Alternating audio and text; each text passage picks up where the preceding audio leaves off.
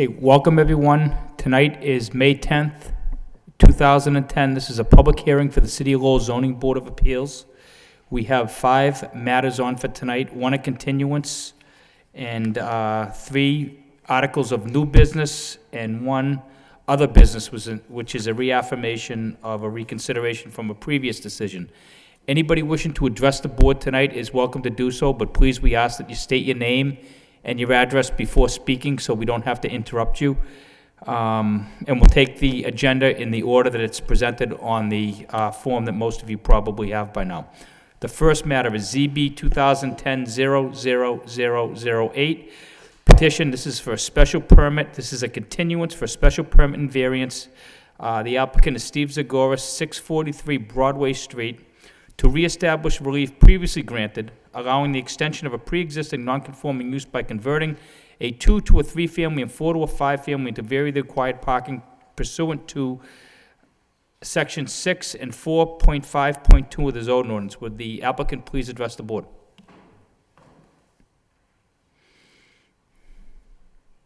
Hello, everybody. Hello. I have a new plot plan that I probably should have already given you. Sure, go ahead, pass it out.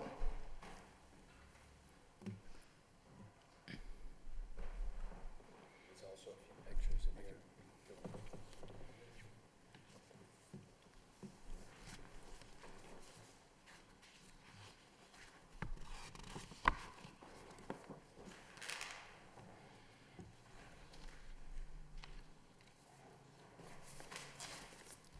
I'm here to try to get special permits to extend the pre-existing non-conforming use to an 11-family rather than a 9-family. Last time we were in here, we ended it off saying that I was going to go to the law department to see what their opinion is about the matter. And actually, I know it's last minute, but Friday they came back to me with a decision that I have to appear before the zoning board about the matter again. And basically, we haven't made any changes to the property in the past, since 2002, when we had last got granted the right to change the structures to the, not change the structures, but make the top floors of the units into another unit. And we are pre-existing non-conforming buildings, and from what I understand, there isn't opposition from any of the neighbors or anything. I gave some pictures of different times, different days on the parking situation, because if that's the real problem, I understand that there's supposed to be 2 parking spots per unit, but there's never been a problem with the parking. You know, I don't rent to anybody that has 10 cars or anything of that nature. You know, I make sure that what we have works, and I'm not going to lie to somebody and then have a headache about giving them 3 spots if they don't exist. I do think the parking is adequate. We're always, you know, careful who we lease to. We've been there for almost 35 years, and we like to think that we keep a clean property. To be honest with you, I think we're one of the cleaner ones around, and, you know, any repairs that ever need to get done, we do them. And I want to do everything that I can to try to get these permits, because we've been working on it pretty strong since I had originally got those permits granted in 2002. And due to the economy, and basically there was just, when we finished the first 3-family, it almost cost $250,000 at the time to do that. So when they started the other one, they kind of started and never finished it. And basically now it's halfway there, let's say, you know. And I understand that it is last minute, though. I understand if I have to file a different application for each of the special permits. I do understand. I'm learning as I'm going, but I would like to do whatever it takes to try to get this. We're not bothering anybody. We're not taking anybody's parking. And like I said, we do a pretty good job keeping the place clean, keeping our tenants good. The police and everybody else like us. I mean, they like us because, you know, we're good people and we just mind our business and work hard, and we're just trying to get this thing, seeing that I already spent half of the money that was required to do it. I would hope to get the special permit even if I have to appear here again. and I respect any decisions you make, obviously. Well, I think according to our opinion from the law department, the structures merged for the purposes of zoning, so, you know, that may be helpful to you, what you're trying to do here. And you know, in my opinion, I don't think that it's any more of a detriment to the neighborhood than what you have right now. I don't think there's gonna be any difference, any discernible difference regardless of what we do, so I don't see a problem there. I did go by the properties, I think I agree with you, they're very well kept, and especially compared to the surrounding neighborhood, so I think it actually enhances it, so, tell me a little bit more about the parking. Sure. The parking, basically, with the new plot plan, I haven't changed it with my tenants yet, but I even have, I should have made photocopies, but I have a plan of which parking spots taken by which tenant right now. And you'll see that it's more than adequate for the tenants that we have right now. And because there's a few apartments that don't even have cars, for example. The dumpsters are in the back, so I'm gonna change, just like it shows there, to the dumpsters are gonna be in the back on the corner. I already talked to the person that empties them, Charles George Trucking. They told me that's perfectly fine to do a fence around it in the corner as long as I give the spots for the employees parking, because they end up emptying the dumpsters at, you know, early hours of the morning before the store even opens. And I am gonna restripe it according to the plan that you said and give the proper spots away once again, so my tenants know what spot's theirs and which one they shouldn't be parking in and whatnot. And last time I had that stacked parking, I made him change that. He measured it out again just to make sure, and he says that it does legally fit 2 parking spots, you know, side by side. And again, those parking spots, the reason I had stacked them like that is I just designate that side of that house all to the first floor of that house. For example, I know it's only 2 legal spots, but if there's another person, they're gonna obviously have to move a car in order to get their other one out, but they have so much more parking than is necessary right there. And even in front of the house, nobody parks on the sidewalk, ever. And I am gonna build a fence around the dumpsters to make it look a little cleaner also, because I always like making the place look better, you know? Right, I guess I'm confused with the application. Are you looking for, do you need a variance anymore for parking? Because this plot plan shows that you have 26 spots. Well, 20, Right, am I reading that think right? it's, He also runs a business as well, Mr. Chairman, Yeah, I'm sorry. exactly. There's Thank also you. a pizza business, Right. where employees park and whatnot too. exactly. And my diagram shows the employees parking too. It's, you know, a handwritten thing, Right. but this is what I use to try to keep track of what I'm giving away and what's whose. I even talked to Mr. St. Hilaire about the matter, and, you know, I want to get his opinion. Am I being crazy here? Or is this something that possibly might be able to happen? He says he wasn't really opposed to it, because we kind of thought that, I had a feeling that the law department was gonna maybe not make me come back here, but I wasn't lucky I mean, enough. it was already granted in 2002. The question is, I mean, if we deny it, it's still going to be in existing structures that you have, Yes, yes, of there. course. And, you know, I should have taken a picture of the one that was completed too. It's right behind the building on the left in the pictures. well, I looked at the whole general area, and I think I saw what you're talking about. It probably everybody else did too, but, all right, let's see, open up to the board. Bill? Thank you, Mr. Chairman. I think Mrs. Zagoras addressed a few of the issues I had at the last meeting, especially with the dumpsters and the parking that was shown on the first plan. So I think you've addressed that. As far as the dumpsters, the latest plan, you're going to put them in the corner and you're going to fence it in. Absolutely. So, now, the fencing, will it be like a screen fencing? I want it to or- be kind of similar to that white slat, you know, Okay. regular fence with white slat to look cleaner. The only other, the only other thing I would add is, now, the city engineer mentioned about the 5 stack parking that you had Yes, next to Unit 635. Now, on the latest plan, you're showing parking for 2 cars side by side. Is that still a good way to go with that, or are you better to, if you want to have 2 spots, are you better to still have the stacked for 2 instead of, you're kind of closing it off there? yeah, I know, but I just figure First of all, the surveyor came and tried to help me, and a few other people tried to help me to try to figure out if I could put those dumpsters anywhere else on the property. And it would have been nice and clean and neat if we put it behind that 635 Broadway Street building, but I wasn't sure that Charles George Trucking said absolutely fine. It'd be easier to fence in. It'd be more in a useless piece of this plot plan, you know, if it was in the corner, let's say, behind those the two cars to the right of 635. But I just, I wasn't sure if you guys were gonna like it, to be honest with you. Well, I guess They fit back my there. question really is, you're kind of blocking it off with them side by side.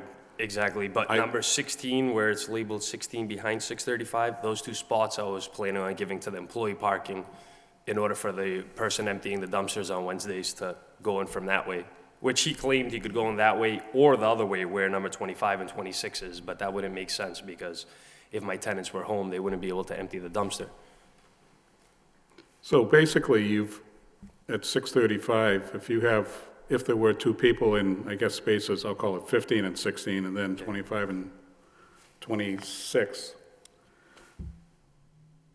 I think the thing I had mentioned, Mr. Chairman, was, the fire department, if they had to get in there, are you really blocking them off with the cars being there? Well, there's actually, you see where it says D on the plot plan? It's towards the back of 635 Broadway Street. Right. Yep. Where it says D and it shows a staircase. Yep. There's actually another entrance. There's an entrance on every side of this building. And that entrance is leading to whichever unit you need to go to also. So there's a front entrance. There's two doors on the front. One leads up the hallway to the 2 floors. And then the right door leads to the 1st floor. So I don't believe that would be a problem. I'm just... Well, I guess just based on the way the plan's laid out, that would be, I'll say, my concern. No, of course, I understand. You think you've addressed it, but just quickly back to the dumpsters. Are you going with 2 dumpsters or 3? The 2 dumpsters are dumpsters. The other one has wheels. Well, it's gonna have wheels on it. It's a grease dumpster, and it's ugly, so I'm gonna stick that in there also. The reason they're gonna put wheels on it is so the thing that's gonna be around the dumpsters isn't this monstrosity. It'll be kind of tucked away at least. And that's gonna be also, like I said, inside of the unit. That only gets emptied once every 3-4 months. It's basically the fry-later oil, which turns to lard. Okay, well, as I say, I'm glad that you addressed at least some of the issues I had at the prior meeting, and I guess I just want to make sure, Mr. Chairman, with 635, that the parking, I don't have an issue with the way it's laid out. It's just, I don't know, maybe from a safety perspective, but I understand. I'll leave that to other board members to address. Right, and I don't think that the fire department gave us any negative input on this as well, and I think that they probably would have, if it's an issue, but I agree. I mean, I think at the last meeting that came up, and I think it was mentioned by somebody that the fire department has access from the main street and here, so they have plenty of access to get at the building in the case of an emergency, and I think with an ambulance or anything like that, they can get at it. I see what you're talking about with the blockage with the vehicles, but that's only access to the back. We're assuming that they want to get access to the back instead of the front. So, I don't know that it's any different than a lot of 2 families, but, I definitely see your point. Corey? Yes, through you, Mr. Chairman. I'm in agreement with Mr. Bailey. I feel like applicant has certainly done his due diligence and took the advice of this board regarding the parking and the dumpsters, which makes a lot of sense, having the employee parking directly abutting the dumpsters so they can easily be moved in a pinch, so that makes a lot of sense there. And you say you're gonna seal coat the driveway, restripe, and fence in the dumpsters. That will certainly be an upgrade there. To an already nice parcel. I mean, you do keep your property up impeccably, and it looks great over there. And regarding the safety concern, I do understand Mr. Bailey's concerns there to the right of 635. But I think emergency vehicles can approach, you got on-street as well. Yeah. And you do got the giant lot in the middle, and I don't think it impedes on safety whatsoever. And it also brings the capacity for more parking. I mean, you got 2 there, but there's plenty of room in front of that going from the street in the event. So I think you got 26 spots with the capacity for a few more without impeding safety or any neglect to the neighborhood or your existing business. So I do support the plan in front of me. Thank you very much. Thanks. Corey, Kevin? Thank you, Mr. Chairman. I was by the property today, and again, it looks Thank very you. well kept. We try. It's impossible to be perfect, but we try. How many spaces do you reserve for your business in 651? There's actually, with signs, 1, 2, 3, 4. There's 8 right now that say Broadway Pizza, which I could change, but it's not necessary according to the amount of tenants that I have in their vehicles at the moment, that is. Now, if I had gotten this board to agree that I could get the special permits passed, it's not a problem to eliminate 4 more of those spots if it's necessary and just change them to numbers as opposed to pizza parking. I juggle it around and try to, we've always made it work, let's put it that way. You know, I mean, by make it work, I don't mean we are making our tenants not park in the lot. I won't rent a tenant that tells me that they have 5 vehicles. I don't have the parking for them, you know? The only time this parking has ever become an issue, to be quite honest with you, is during a snow emergency. The neighbors try to get in there. And that's something that, the only thing I could do to control that is put a gate, and I'm not about to do that because it'll be broken off every day. Otherwise, I would love it, to be honest with you. What do you do for, that was another question, and snow removal? Snow removal, I plow the property myself, and I push, before, I used to push everything where number 15 is. And I used to push everything in front of number 16 in the corner behind, well, these cars are backed in to the right of 635 in the picture. So in the upper corner, behind 635 Broadway Street, in front of car number 16, that's where it takes me 2 hours to push all the snow and try to get it neat back there, as opposed to building up along the buildings, making it tighter to get in there.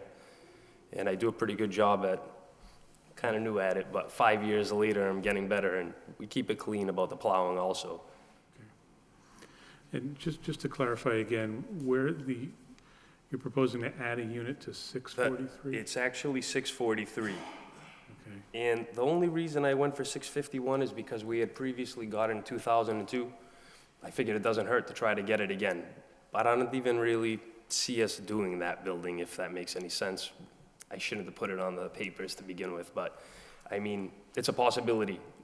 You know, right now we have full occupancy, so it wouldn't hurt to get 2 more units if we could. So, But one of them is in 643 Broadway, to answer your question, top floor. Right. And that's the one that I said I've already spent half of my father's money, well, half of the unit, I should say, and then we got stopped by Mr. Welcome. And basically, 651 Broadway Street is the other one on the top floor. And 643 would be a 2-bedroom, and 651 would be a studio. And I did have some plans, which I had given you last time, and I have 1 copy of it right now if you wanted to look at it by any chance. And to answer your question, or not answer your question, but another thing that I should bring to your attention, if you see the way that car number 16 is facing behind 635 Broadway, there's actually access to behind that also. There's a space that, it belongs to Mr. Brulette, I think his name is, in the corner. Nobody ever uses that space either for a fire truck to, if God forbid it's needed, and there's tenants that are parked there by, you know, bad luck circumstance, there's access to get to the other person's property to be able to hit the building with a fire truck from behind it, because there's no other buildings behind there. The property actually belonged to this 635 Broadway, but when we bought it, it was fenced like that. We never did anything about it, and Mr. St. Hilaire tried researching it a while back, and he found out that, you know, so much time elapsed, we didn't do anything about it. It's not ours anymore, so we didn't do anything about that to try to further that, of course. But we don't bother any of our neighbors. If we're friendly with everybody. And we do respect your decision, believe me. I mean, I am gonna try to do whatever I could do. I'm sick of driving Kimberly crazy inside of the building department, but thank God she's been friendly and helpful. Okay, no further questions. Okay, Rick, anything? Yes, through you, Mr. Chairman. How many tenants do you have with cars that actually have, how many tenants do you actually have that have vehicles? Right now, well, I'll tell you the ones that, well, I could look at the sheet. 640, off the top of my mind, 643, second floor, has no cars. Her son comes to visit once in a while. I even gave him a spot on my paper, so he has a spot even though there is no car from the tenant. The son has a car when he comes to visit his mother. She's been there since 10 years before we even owned the property. 647 Broadway Street, the first floor of the unit, they don't have a car. 9 Phillip Street, second floor, doesn't have any cars. And also 653 Broadway Street, she doesn't have a car. So we have 4 units with no cars at the moment. Now, that could change, obviously, and again, I would try to make it work by giving up a Broadway pizza spot or by, less spots for the store, more spots for the tenants. That was my next question. On the pizza, how many sit-in customers do you have opposed to takeout? Is it more takeout or more We sit-down? have only 4 booths, 4 booths and then 2 booths that will hold 2 people each. And I've never seen in my life Broadway Pizza full of customers in the front. It's all delivery, basically. Some takeout also. A lot of people during lunchtime, that's about the only time you see a lot of people in there, but 90% of our business is delivery. All right, that's the only questions I have, Mr. Chairman. Thank you. Thank you. Okay. Anybody here wishing to speak in favor of this petition, in favor of this petition, and hearing none, that portion of the public hearing is closed. Anybody here wishing to speak in opposition to this petition, in opposition? And hearing none, that portion of the public hearing is closed. And my feeling on this, I think it's one of these rare petitions where we can help the applicant finish his project, and it's actually a benefit to the city and to that neighborhood to have him do so. It creates the housing that's desperately needed, and it's affordable over there. I think the tenant has demonstrated that he keeps the property up. He's, off the top of his head, he's aware of who lives there and what vehicles they drive, and I think that a lot of tenants in the city probably aren't familiar with what's going on in their property. He works right there, so he has a vested interest in making sure that he completes this project as he said he would. The only conditions that I would want on there, just as what you represented that you would do, which would be the striped parking, the seal coating, and the screening of the dumpster. And obviously snow removal as you've been doing it.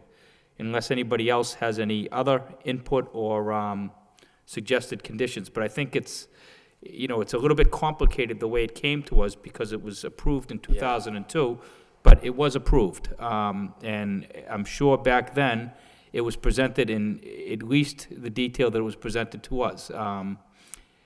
Really, I don't see any detriment to the neighborhood as far as the petition for a special permit goes.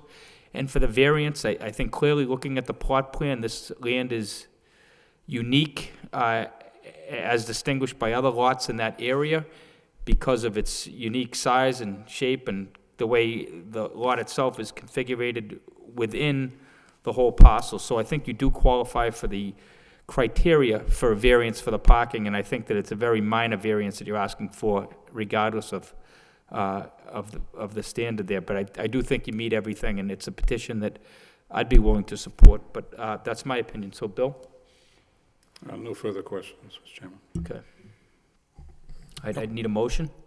Mr. Chairman, I'll make a motion to approve. Well, let's, I'm sorry to interrupt you. Let's do the special permit first. Okay. That is regarding to, Motion, we can just do a motion to approve the special permit. okay, make a motion to approve the special permit. Second motion. Roll call, Kim?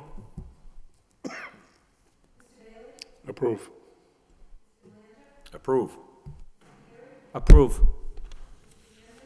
Approve. Approved. So your special permit's been approved unanimously. And now we'll take the vote on the variance, which I think is the one where I would want the conditions of the screened dumpster, striping of the parking lot, and seal coating. Yes, sir, Mr. Chairman. I'll make a motion to approve the variance with the following conditions: that the dumpster area be fenced in with it's going to be like a screen fencing, with a screen fencing of the sort, and the main parking lot be restriped and seal coated. I'll second the motion. And roll call, Kim, please.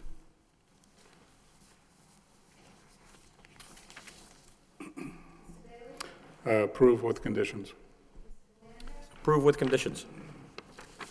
Approve with conditions. Approve with conditions. Approved with conditions. Okay, so your variance has been approved unanimously with the conditions we discussed. If you could come up here and just sign this plot plan and date it and give it to Kim, and we wish you luck. Thank you very much. Thank you, sir. Anywhere on this, good, just give it to Kim. Today's the 10th.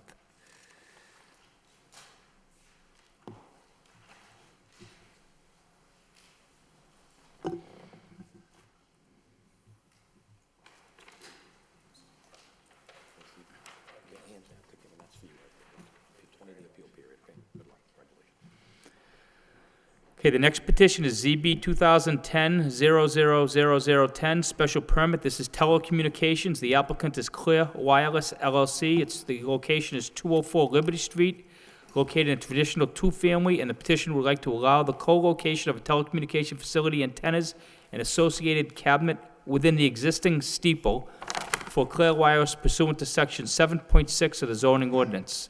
Welcome, sir. Good evening. My name is Peter Fales. I am an agent for Clear Wireless. Clear Wireless is a company that's wireless internet, very similar to an air card that you would get from another wireless carrier, Sprint, Nextel.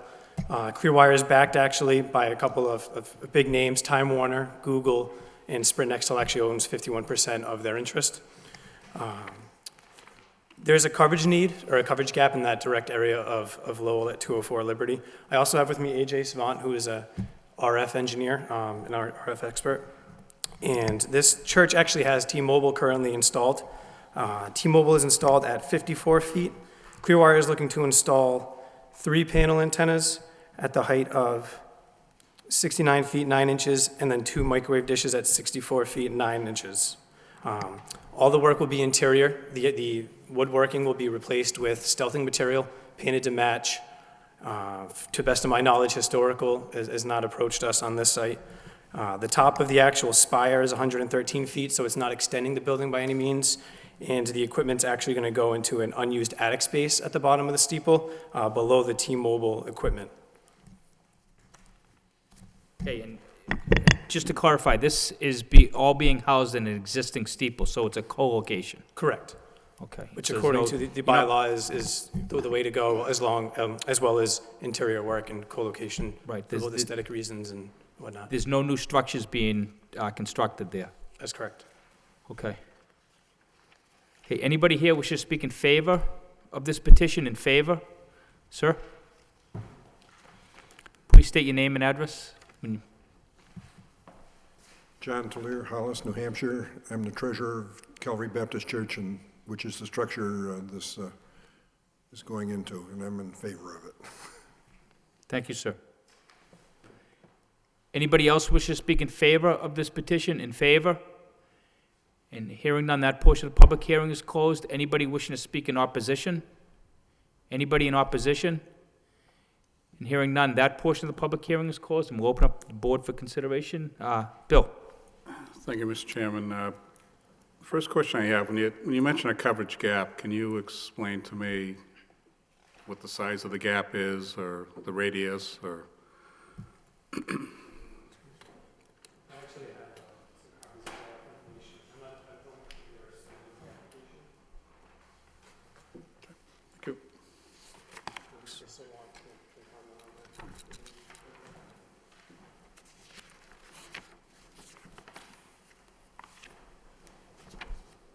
There are some more.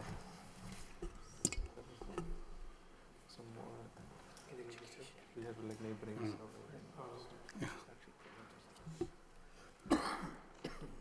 Thank you.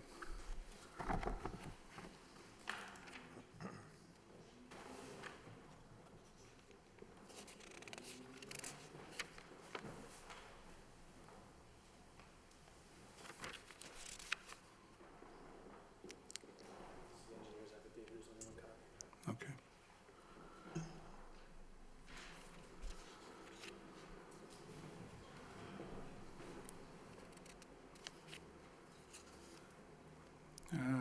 So you referenced 60 Hastings Street.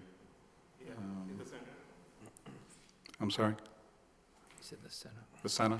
Yeah, where the red dot is. So what are we talking about for a radius from the Liberty Street site as far as distance? Do you have an idea of that? half a mile? Half a mile, 3/4 of a mile radius, I would say. With a, 3/4? yeah. Okay. So we've already granted, the tower over in Chelmsford Street. Chelmsford Street. Yeah. Regarding to on top of Cross Point, Mr. Bailey? Yep, At Cross Point. Yeah, that's way south of this. Right. So is that factored in to Yeah. It's how just- you're trying to take care of the coverage gap that you Yeah, would have, Yeah. right? And then we also granted, over by the Chelmsford line, I think it's like Technology Drive. I think, in fact, that might have been a co-location. yeah, you see those blue dots? That's where we are currently. Okay.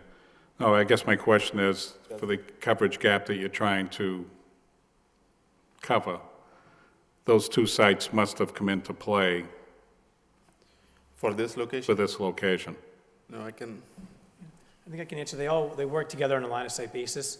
This isn't in replacement for another site that was already, approved or as a second option or backup option. This is its own coverage area that needs to have service. well, if you see this green color at the bottom, Yep. that's coming from the Cross Point tower. It's just zoomed in so much that it doesn't show where it is in this map. But it's in the south, where 495 and Lowell connector, Route 3 and Lowell connector can emerge. But if I take those three sites, including Liberty Street, is that going to meet, you still going to have any gaps still missing within a certain radius if you include those three areas? Even with the Hastings Road side? Hastings Yep. Road side? Yeah, we'll still have some patchy areas up north. Still looking to find some candidates. So is the maximum coverage area approximately 3/4 of a mile, if you have the right? Like, if there's a 120 feet tall tower, it will probably do more. But Okay. if it's like a small, like 50, 60 foot rooftop or something. Yeah, so the Cross Point Tower, being the height that is, Height and the terrain of the area too, if it's like a ridge in the middle somewhere. yep, okay. Is T-Mobile active? Are they currently active using that location? To the best of my knowledge, and with the approximately 10 foot, 54 feet to 64.9, just over, interference isn't an issue. But you're not sure if they're currently using that as an active spot? I believe they are. They are? Okay. The equipment is I was going to there. ask them next, okay. The equipment, not on the steeple, but I guess there's not going to be any equipment on the ground at all for the unit? You said it would be housed at the, basically kind of An the bottom existing of the attic steeple? space. In Clearwire, in comparison to T-Mobile, we only take up a 7 by 7 foot space as well. Or, it's not one of those large shelters or something you see at a tower site. So if there was no area there for equipment, would you normally have to run it down to the ground to set up equipment? It's on a site-by-site basis. Okay, If there was basement space, like I said, really, a 7 by 7 you can sort of fit into a storage closet, depending on the site. okay. That's all I have right now, Mr. Chairman. Thank you. I guess my only question is to follow up on what Bill said. How much of this proposal from where the proposed site, how much is this going to be greened up here? Oh, there's one. So you're still going to have those gaps that are on the, if we're looking at this, the western side? So you don't get a lot of coverage from, No, because it's such a small roof. yeah. So we can anticipate more proposals in this area? Maybe later on. Yeah. But this is still a gap of coverage here where it's white. This thing, yeah. But not necessarily we might have a ring here because there's not much population. Right, So we might see something up north. okay. All right. I don't have any other questions. Corey? Yes, to you, Mr. Chairman. Now, is this proposed tower for cell phone use or internet? Excuse me. Internet, wireless internet. Internet, okay. Now, we all know, Clear Wireless is a new cell phone provider to the area, correct? Because you've been putting in numerous towers that we approved, whether it be Cross Point or Well, correct, but just the wireless internet, there isn't phone service. Right, so I'm glad that Mr. Bailey's concerns were answered through the chairman that, so this location is not going to entirely solve all your problems, because again, we're encroaching here on tightly knit neighborhoods. I mean, what bodes well for you, in my opinion, I'm only one vote, is that, you know, you got an existing tower camouflaged by an existing steeple with nothing new on the exterior, there's no visual impact, so that bodes well for you. But I can't say it's going to carry over to the next thing, so what you're saying is this isn't going to solve all your problems in the area, am I correct? For this ring, it will solve our problem. This will. Yeah, for this area. So all this, you're telling me, If you're talking about the whole town, it won't solve the problem for the whole town. okay, so that will solve most of the problems within the city limits now, I guess is what I'm asking? Not counting Andover Street, that's a separate issue, but in that area, are we looking at finally, you know, closing the gap on this thing? Because we've dealt with several companies, and no one needs nearly the amount of towers that Clear Wireless needs to, you know, provide service. There's a reason for it, technologically, because we are on the higher frequency side. The frequencies we got, that doesn't provide the same footprint as the lower frequency carriers, which the... Sir, could I just ask you to speak into the microphone because there are people listening at home? Yeah. I mean, we are limited by the technology, the frequency band we have from FCC. Ours is at 2.6 gigahertz, which is very high compared to other carriers which are lower in like 800 megahertz things. And the fundamental thing about it is like lower the frequency, the wave travels farther. So that limits us with the amount of footprint you get from each site. So As you've seen, like we have more number of sites than other carriers, and that's mainly the reason. So you're saying Clear Wireless operates at a much lower frequency? Higher That's frequency. why the need for all these different sites? Yeah, we operate on the higher frequency. The higher the frequency goes, the lesser the footprint you get. Okay, but again, to echo, it just seems that Clear Wireless needs many, many more towers than your average Sprint or T-Mobile or, again, I'm no expert in telecommunications now, but I do know that you're encroaching on tightly knit residential neighborhoods that we're here to protect, and we're also here to help you at the same time. But I could see a Clay to support this due to, again, you know, it's an existing steeple, and there's no visual impact. That I do like, so, but I'm hoping this buttons up the area quite well, but I do support the petition, Mr. Chairman. Thank you very much. Thank you. And Kevin? So all the equipment will be installed within the steeple, the antennas, is that, Correct. with the exception of a small GPS The antenna? small GPS, roughly, the fifth size, which all the carriers on every site in the city are required to have, federally mandated. Okay. Did you look at alternate sites to cover this area? We did. One other site that was in the immediate area that would have served our needs as well was on 44 Princeton, a Greek Orthodox church, which I believe has a carrier in there as well. The church wasn't interested in a leasing standpoint. I mean, the first thing we do when we get a search area is look for an existing building or something that's going to fit the bylaw to the best that we can. Excuse me, did you say 44 Princeton? Yes.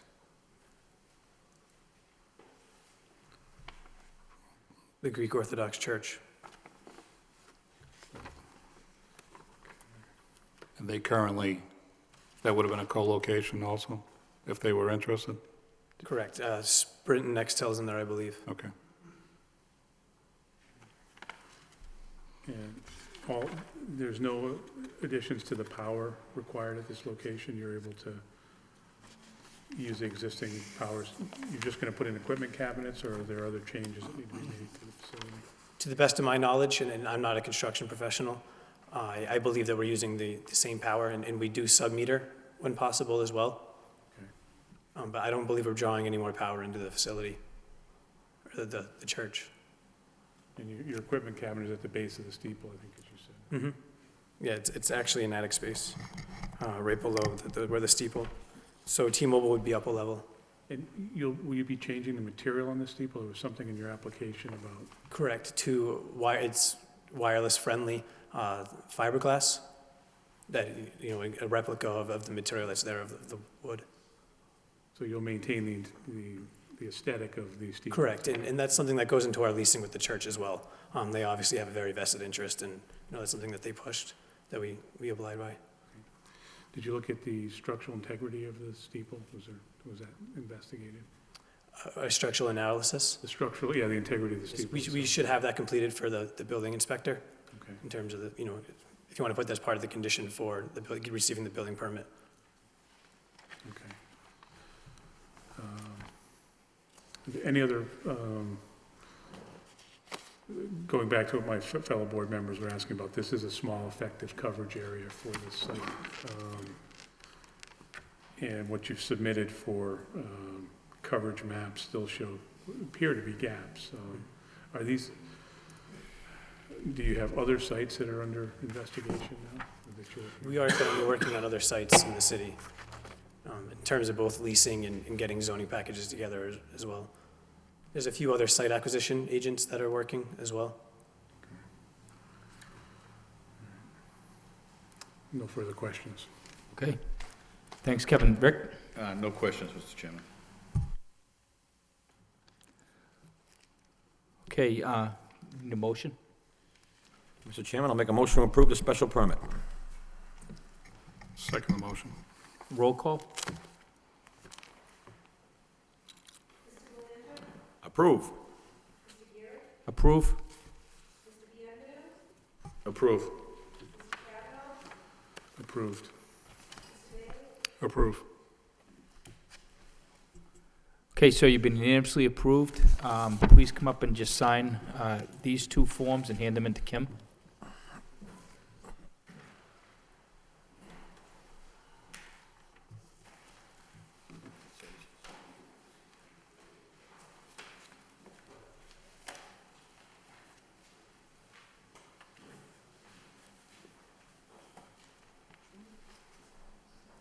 Okay, moving on to the next petition, ZB 2010, number 11, special permit and a variance for signs. This is, the applicant is Barlow Signs, 661 Rogers Street. This is a regional retail district to replace the existing reader board sign with a changeable electronic reader board ground sign, which exceeds the allowed size for Hogan Tire pursuant to section 6.3, 6.3, section 9D, 6.3, 8B, and 6.312 of the zoning ordinance. Would a representative of Barlow Signs please address the board?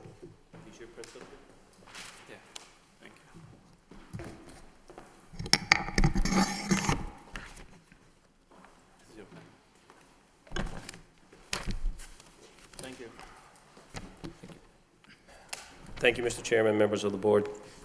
My name's Tim Sullivan. I'm an employee of Barlow Signs out of Hudson, New Hampshire, and I'm representing Hogan Tire and their property at 661 Rogers Street. With me this evening also is Bill Hogan of Hogan Tire.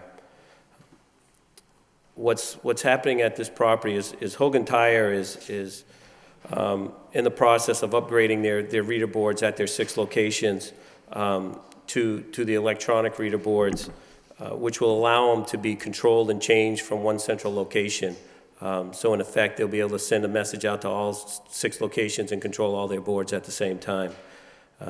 The existing sign on the property is part of a variance that was issued on 3/2000 when the rest of the site was under review. And what we are seeking this evening is not really changing what was approved at that variance. We're not increasing the overall height of the sign. That is being maintained. The existing sign had a special permit for internal illumination, and again, that's what we're maintaining, and we're not changing the overall area of the sign. In fact, the overall area is being reduced.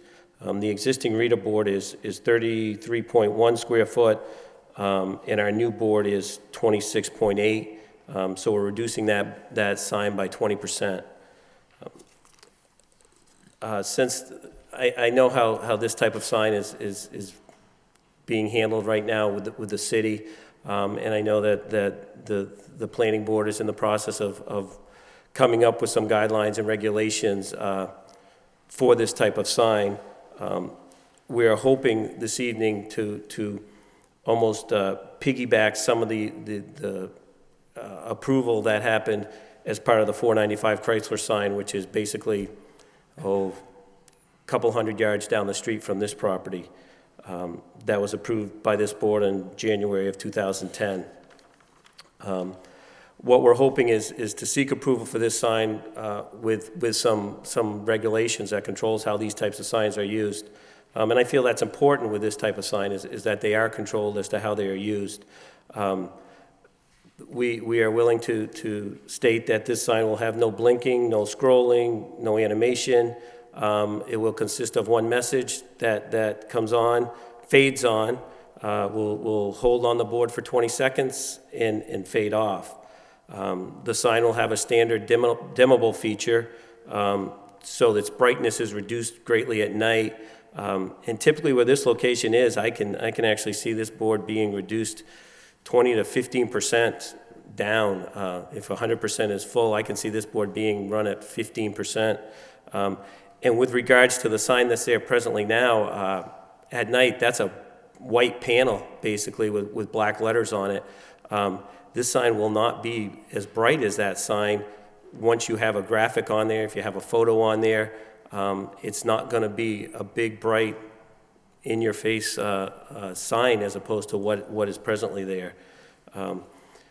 The sign presently is illuminated till midnight, and my client's willing to turn this sign off at 10 p.m. And on again at 6 a.m. in the morning. Again, trying to keep it toned down in that neighborhood and not have it going all night, if you will. Are they open till 10 o'clock? No, they aren't, but what happens is there's still a lot of traffic on that stretch of road, so his intention is to have some visibility even when they're not open. And again, like the 495 Chrysler sign, my applicant is willing to offer city advertising. If they want to put up a message from time to time on the board, he's open to that. And he will also be tied into the Amber Alert Network, as we recommend most of our clients do with this type of board. I understand, that there's some concerns with these types of message centers and the safety hazards involved around them. There really is no documented facts regarding safety around these types of signs. Penn State University has done some research with regards to these types of signs, and their findings were that there was no noticeable increase in accidents around these types of signs. And in fact, most of the states now are using these types of LED reader boards around construction sites on highways in that type of area where I got to believe if there was a real safety concern about this type of unit, the cities and the states wouldn't be employing them in those types of locations. So in closing, my client's been at the location for 10 years. He has an attractive property. It's landscaped nice. He's maintained his building, and he's maintained an auto dealership or an auto service location that looks attractive. I'm sure you can all agree that sometimes these auto service locations get out of control and start to look messy, and he's maintained his property. We're hoping that the board will vote in favor of our proposal this evening and just basically allow Mr. Hogan to update his technology to the LED technology and give him the capabilities to do this on-premise advertising that he's seeking to do.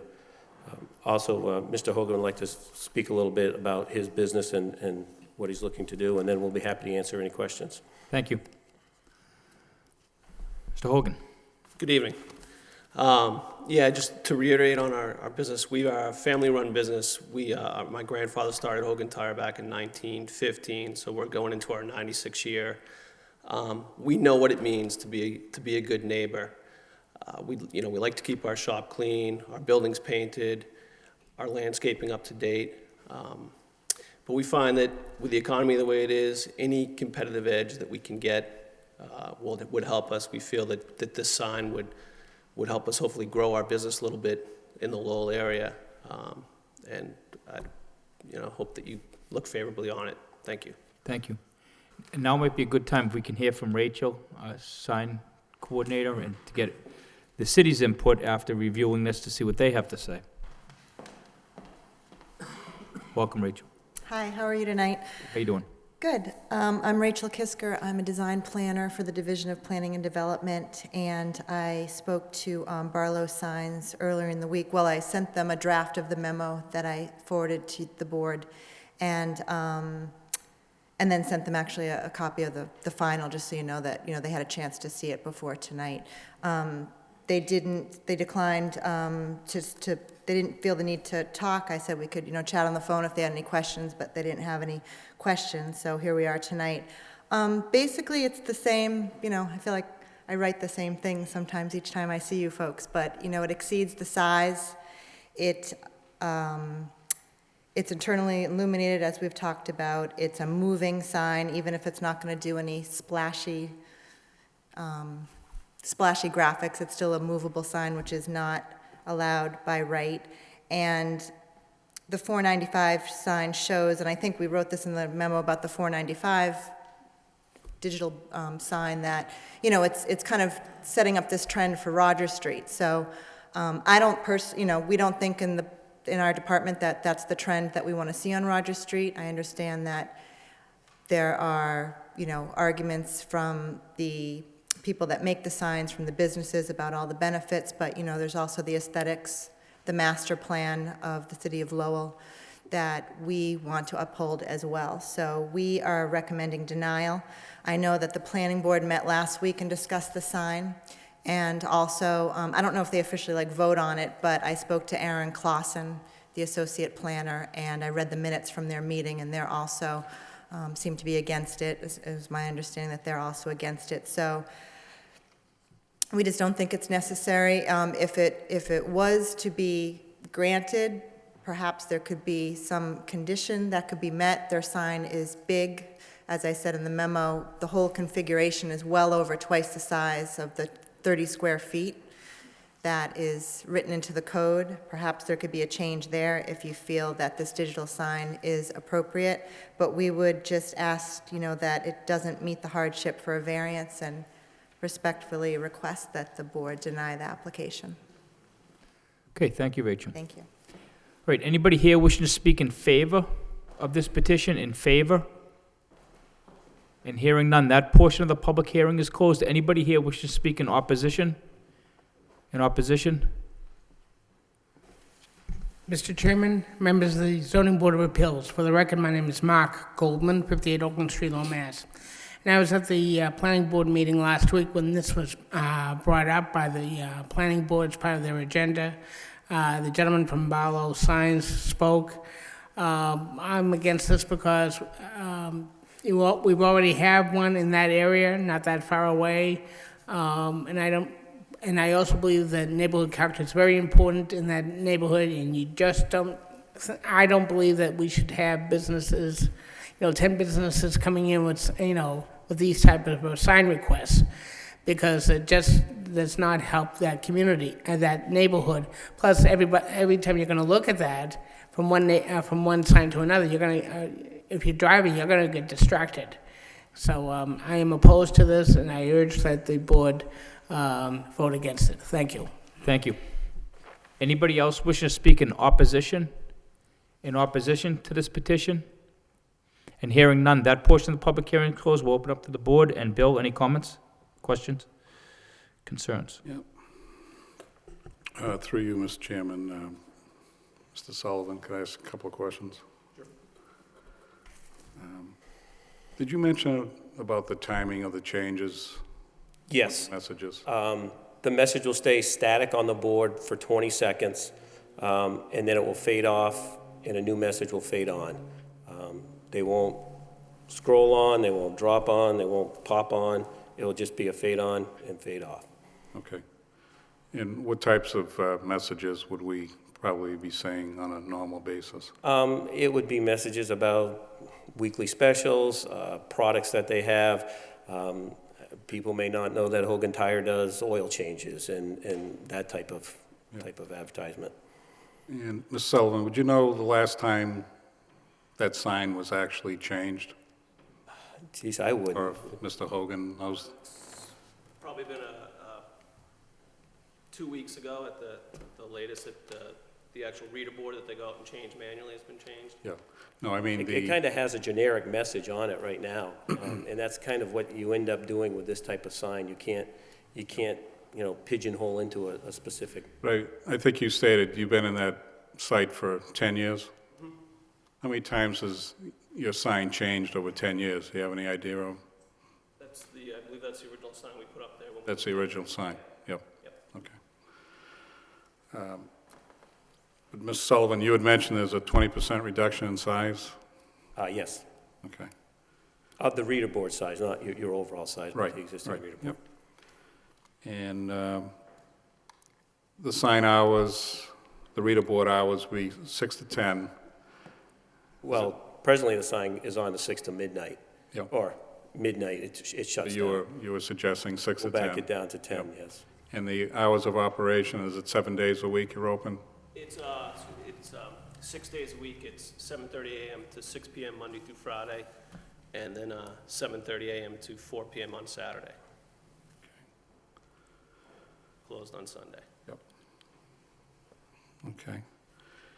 And, Mr. Chairman, I went over to get the minutes from the planning board, and I just wanted to see the types of things that they were talking about. And sounds like, I don't know, did you attend that meeting? Yes, or- I was at Yep. that meeting. Okay. And they seem to have a concern with, I think we've talked about this before, about the signs starting to be a trend, but I can also understand from a business perspective the types of things businesses have to do too. And if Mr. Hogan's company's been there for 10 years, they obviously have a vested interest in the city, and I have to assume if you've been around 10 years, you must have a pretty good loyal customer base that's come out of there.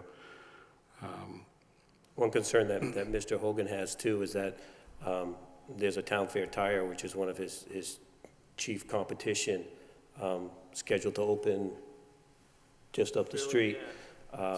So again, he's afraid he may be losing customers to that Town Fair up the street, so Right. that's one of his And I intentions think, also. for me personally, what we keep battling with is the city side Right. comes in, and we've talked about, I mean, you've been here enough times, so we've gone through this, that Rachel's had to explain how we're trying to work on the sign ordinance, and it just seems to go on and on and on. We never seem to get to a spot where we have a finalized direction which way we're going. Right, but, you know, with regards to this site as opposed to some of the other sites is, we're not adding to his existing sign. In fact, we're taking away from his existing sign.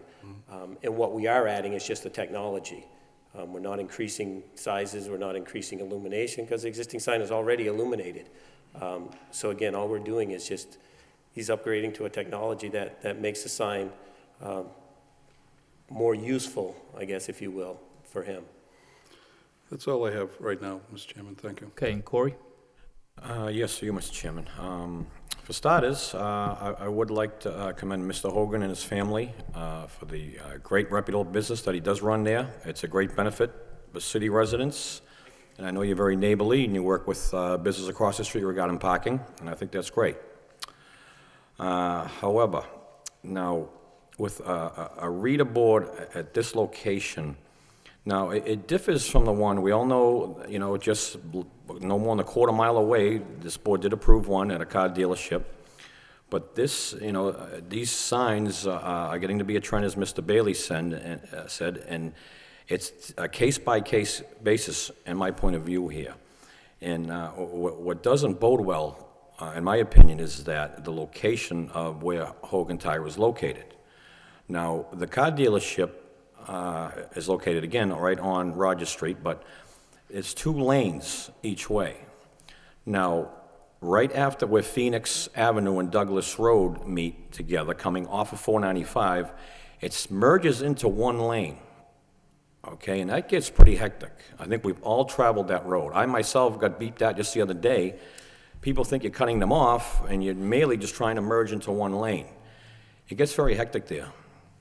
And to have a sign there at that location, I think will have a negative visual effect. I mean, I'm only 1 vote, that's my point of view. I mean, I want to help the Hogan family and their business wholeheartedly. I'd love to do something for them. I know This is old-fashioned, the way they're operating now on this sign location, but I'm not so sure this is the solution. I have concerns about there's a residential home pretty much directly across the street with a brick building tenement behind that. So we're talking, we get a little more residential as we go up the street. It's much more congested. When you talk to Dunkin' Donuts, the strip mall across the street, the pub across the street, Hogan Tire itself, it gets very, very congested there on a Saturday afternoon or after work hours. And to see a reader board there that will draw attention off the road, I'm very, very concerned. So I would like to see, I'm not prepared to vote on this tonight. If I were to, I would think I'd be voting hastily. So I would like to see a traffic study by the city and perhaps an independent study paid for by the petitioner. But I'm pretty adamant on this, that I really can't support this as it stands, and I don't want to see the petitioner incur any more costs. I mean, I'm only one vote at the same time, but I think it's a bit unsafe at this location. I wish we can, in the next few weeks, maybe come up with an alternative solution, but traffic safety at this location is a very big concern of mine. So I would like to hear the input from the other board members at this point. Thank you. Thanks, Corey. And Kevin? Thank you, Mr. Chairman. I like the fact that the overall size of the signage is reducing in this proposal.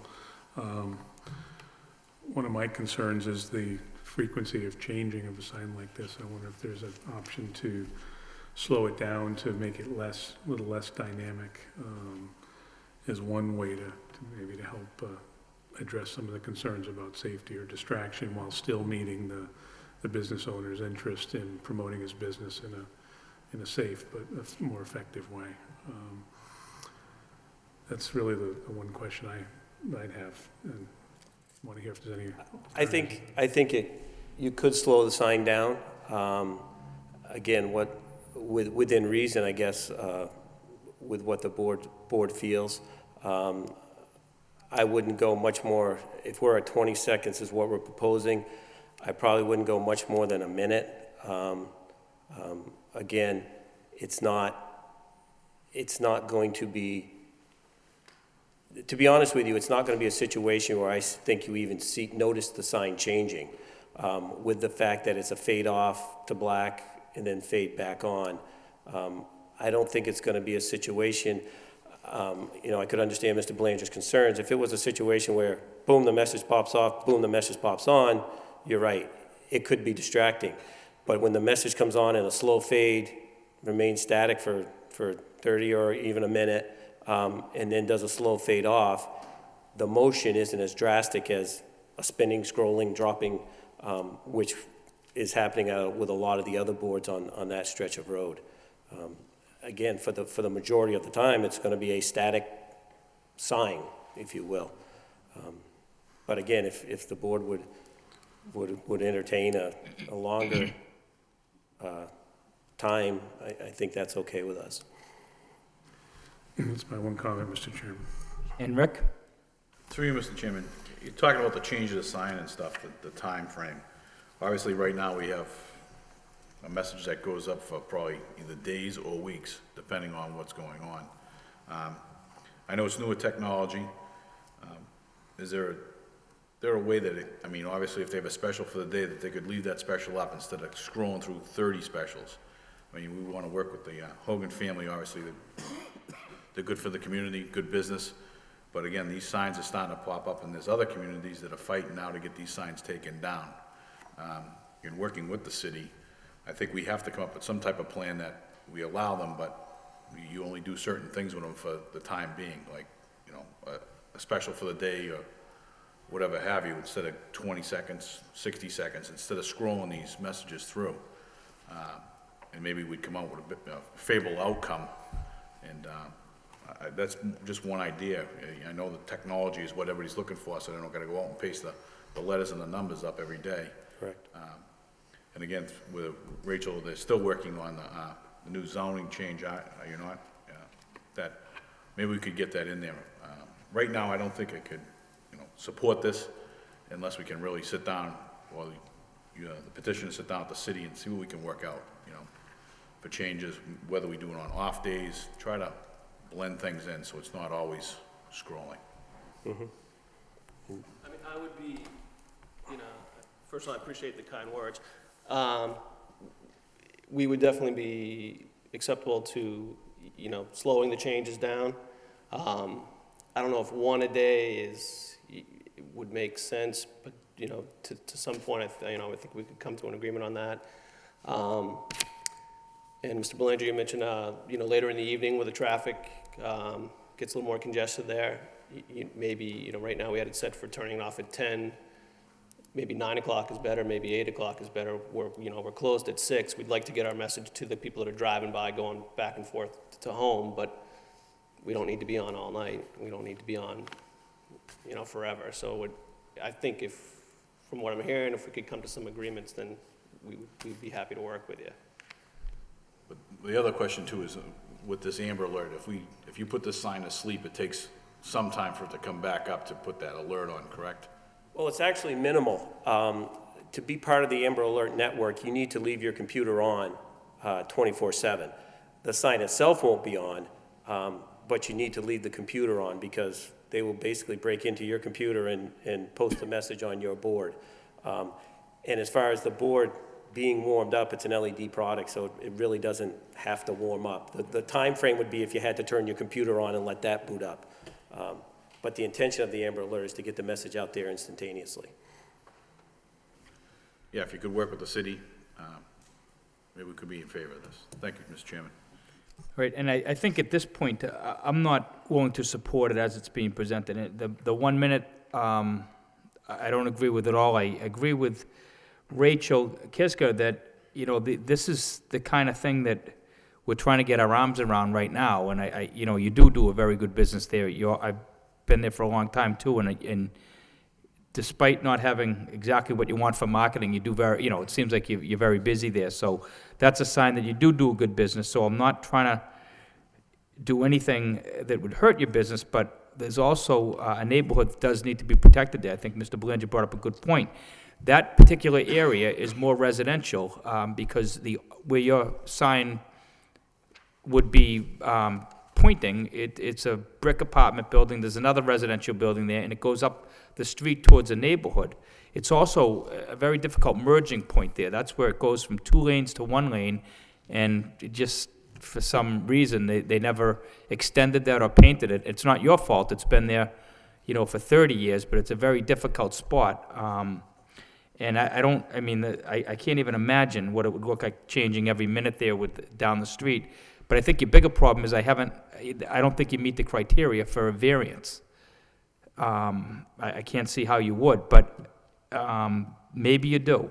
I think possibly what you might want to consider is going back to the drawing board and coming up with another plan. I think the feeling that I'm getting, and at least my own feeling, is the board's not ready to rubber stamp these electronic reader boards on a corridor such as Rogers Street. Here and there, if they meet the criteria and there's a justified reason for it, like I think in other petitions we've approved, but I don't think this one meets that. I think you're much better off sitting down and working with the sign design planner and coming up with something that this board feels more comfortable with.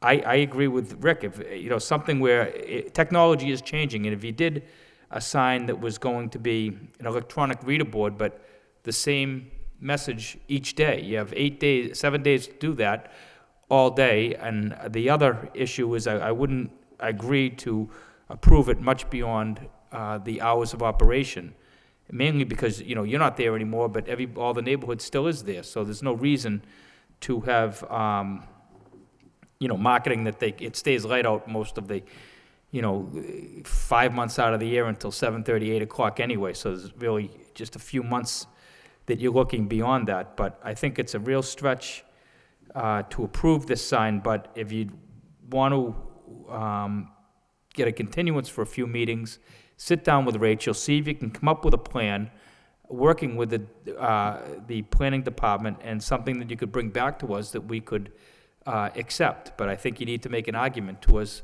about a variance, because I haven't heard anything that you meet the criteria for a variance, so I'd want to hear something about that. That's just my opinion, so any other follow-up Yes, comments? Mr. Chairman, I'd be willing to support that, because I sincerely do want to help the Hogan family. They do run a great business, and I would like to help them, but I just can't support this as proposed this evening.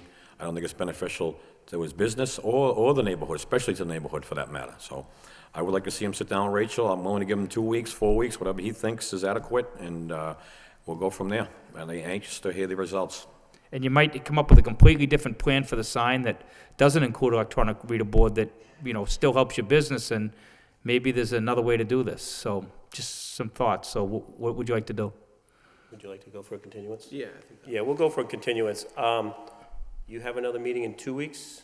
We do, roughly. Kim, the next meeting is May 24th, and the one after that, I believe, is May 24th or June 14th. We'll go for 2 weeks. Rachel, could we possibly meet coming up the end of this week probably or something? Okay. Okay.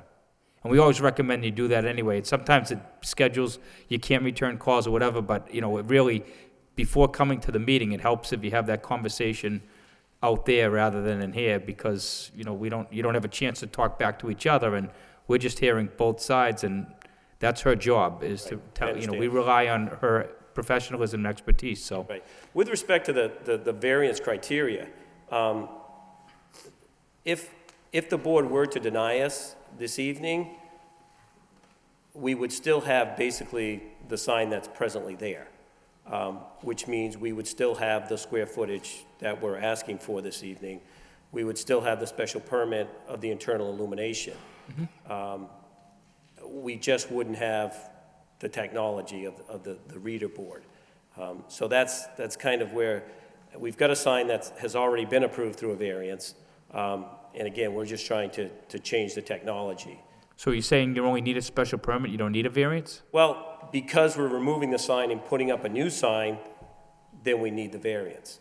But what I'm saying is, So make the same argument you made whenever they got the variance originally. I don't know what that could possibly be, but. right, well, the original variance was part of the whole site plan, and the sign was part of it. Okay, that probably makes sense, but, Right. we need to hear that, because we have to, Okay. we have to make our decision based on the criteria of the variance for this sign, so, Understood. it can't, I don't, and I could be wrong, but I don't think it's retroactive to the original development of the parcel.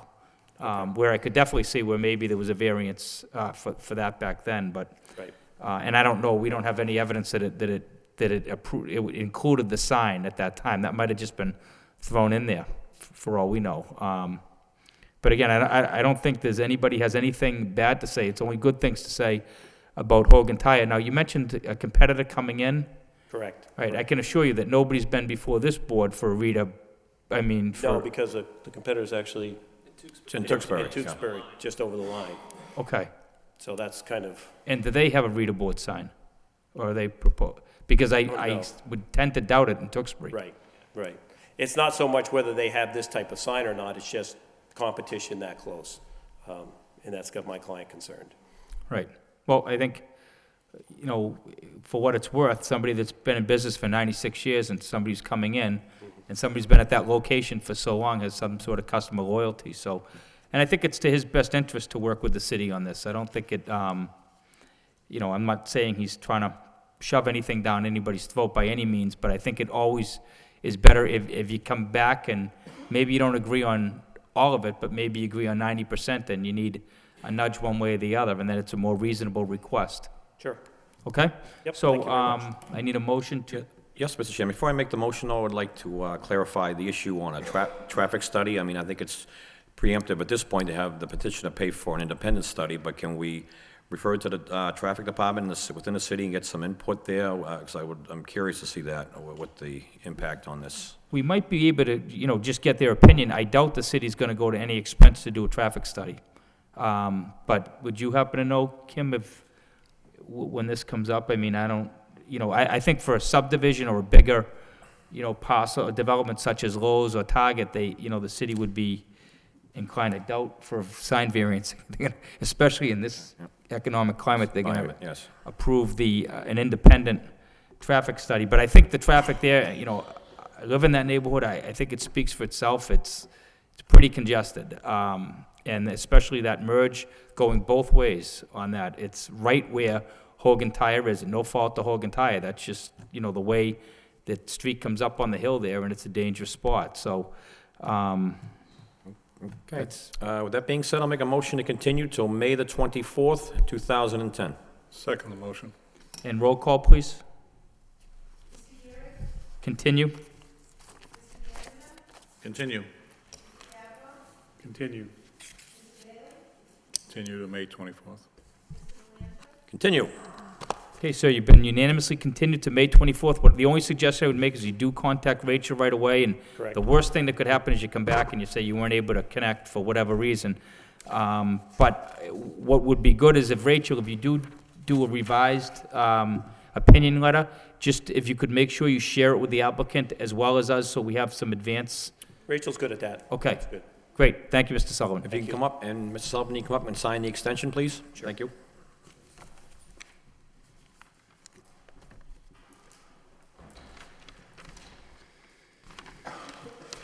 If you can date it and sign it right there.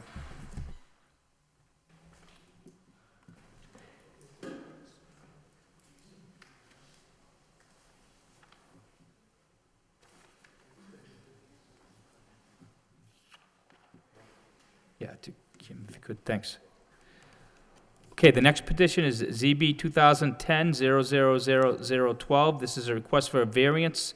The applicant is K. William Krikorian, 20 Varney Street. This is in a traditional multifamily zone to construct a single-family building with insufficient frontage pursuant to Section 5.1 of the zoning ordinance, Table of Dimensional Requirements. Welcome, sir. Good evening, Chairman Geary, board members. My name is William Krikorian. I'm a builder-developer from Lowell, and I'm here in reference to the subject parcel on Varney Street that I would like to build a single-family home on.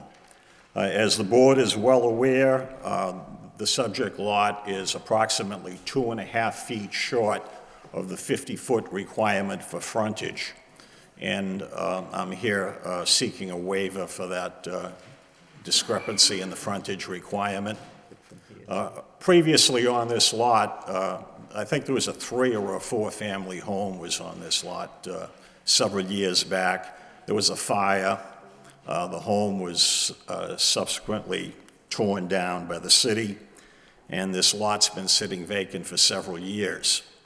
I currently have the property under agreement and would like to build a very nice single-family Cape home on the property that would be very modestly priced and affordable for that particular neighborhood. Price range that I'm talking about building this house would sell somewhere around $279,000 to $289,000, which in this market is very reasonable for a first-time home buyer. So I'll be glad to answer any questions that you may have. Right. It is a very minor request for the frontage. It's a matter of, you know, not even 3 feet. But do you have a sketch of any proposed building that would go there? Normally, what we require when we're approving or denying petitions like this is that the here. Yeah, I just didn't have it in mind. I believe it was part of the application. Okay. We did, and I also brought with me this evening some plans of the facade of the house, if you'd care to look at those. Yeah, we could see those, yeah.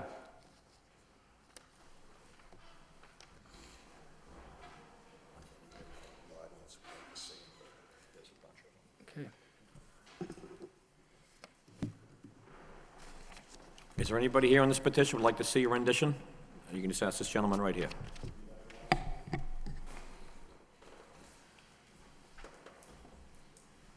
So it's a vacant lot right now. I went by there, and it's kind of squeezed. I mean, the lot's in between 2 larger homes. And is this an area where, if you wanted to, you could put a multifamily home there? Yes, yeah, we could put in a 2 or 3 family home on this particular lot. And the other point I wanted to bring up is that building this particular single-family home on this lot would meet all of the front, side, and rear setback requirements, as well as the required off-street parking and green space requirements for the lot. So the only negative factor here is the 2.5-foot shortage of the frontage. And it, you know, from when I went out there, and now that I'm looking at the map, it looks as though it's one of those, the shape of the lot and the topography is a longer, narrower, Yes, rather than yes. wider like yeah, the other lots? yeah. It's about 118 feet long. The lot's quite deep, and it's a nice flat lot, and it's in my opinion, a nice neighborhood, right near the park, and has a lot to offer a prospective home buyer. Is it somebody that you have interested that's a family, or it's not a business, or anybody, is it gonna be an absentee landlord for rental purposes, or do you even know? No, I'm speculating building the home. I build and sell. I've had conversations with a couple of agencies in the area. I've built several affordable homes over the years. I've built probably 30 homes in the last 10 or 12 years. The home is, because of its price, and it's a 2-bedroom home, is an ideal home for a first-time home buyer. And Lowell does have a program for first-time home buyers where they get a $10,000 grant. We've spoken to several departments within the city about the affordable aspect of this particular home that we're proposing to build.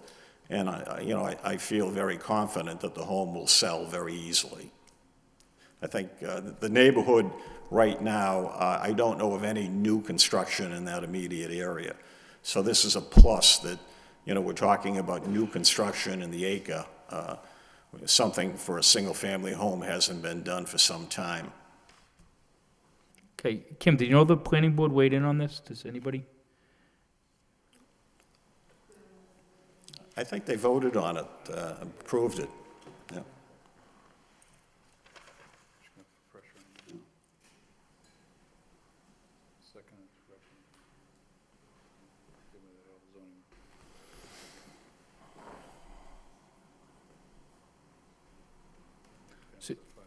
So they approved you, you went to the planning board, they approved you unanimously? I didn't go to the planning board, but I believe they addressed the issue in their last meeting. Okay. Yep, and I believe that they agreed that it was a good plan and that was voted and approved upon to make a favorable recommendation to the zoning board. Okay. Do you have a proposed landscape plan? No, basically, the only landscaping plan that I would say would be what decision the board would make as far as the front setback of the house would be.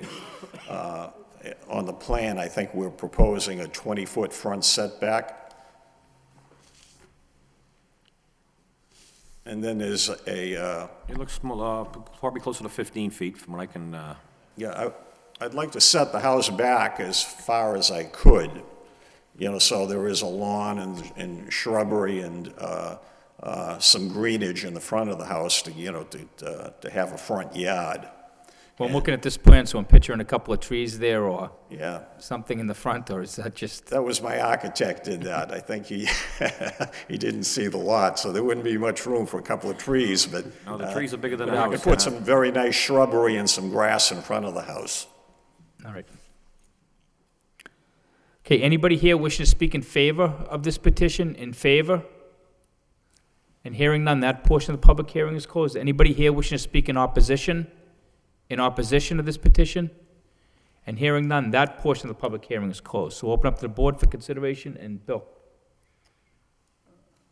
Through you, Mr. Chairman, just a couple of questions. There's currently, this fencing around the perimeter of the property. Is that fence owned by where you propose to buy, or is that owned by the other landlords? I honestly don't know who owns that fence. There's a hodgepodge of fencing around the lot. Well, that was one thing I noticed, and Yeah. I'm not sure if that's fencing that's been up there since the previous two tenement was there, a two-story was there before? I honestly can't answer that. Have you had the land surveyed? No, not yet. Okay, Okay, and that's something that we would definitely have to do. okay. On your plans, you show parking, looks like it's running parallel, I'll say it's parallel to the property you're gonna put in. How many spaces you're planning on putting in there? Well, you know, we could very easily put 2 and 3. There's a lot of room on this lot for parking. There's actually even more room in back of the house for additional parking if it was required. But as I said, we could easily put 2 or 3 cars or 4 cars on that property with a minimal impact on the property. But did you have a plan for how many parking spots? I believe Bert Hamill did put that. He had a meeting with some people in the planning department, and they came to an agreement, and I think he did put that on the plan. Unfortunately, I don't have the plan in front of me. Well, I think you need a minimum of 2. Right. But it doesn't show me where the parking. Could I come up and look at the plan with you? Sure. Sure.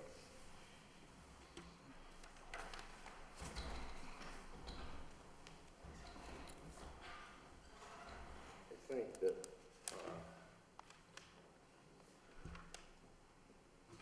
He has proposed driveway. yeah, there's a proposed driveway, and they were talking about parking in the proposed driveway, and as I said, you could use the entire length of the house. The entire length of the house is 54 feet. Yep. So park a lot of cars in 54 feet.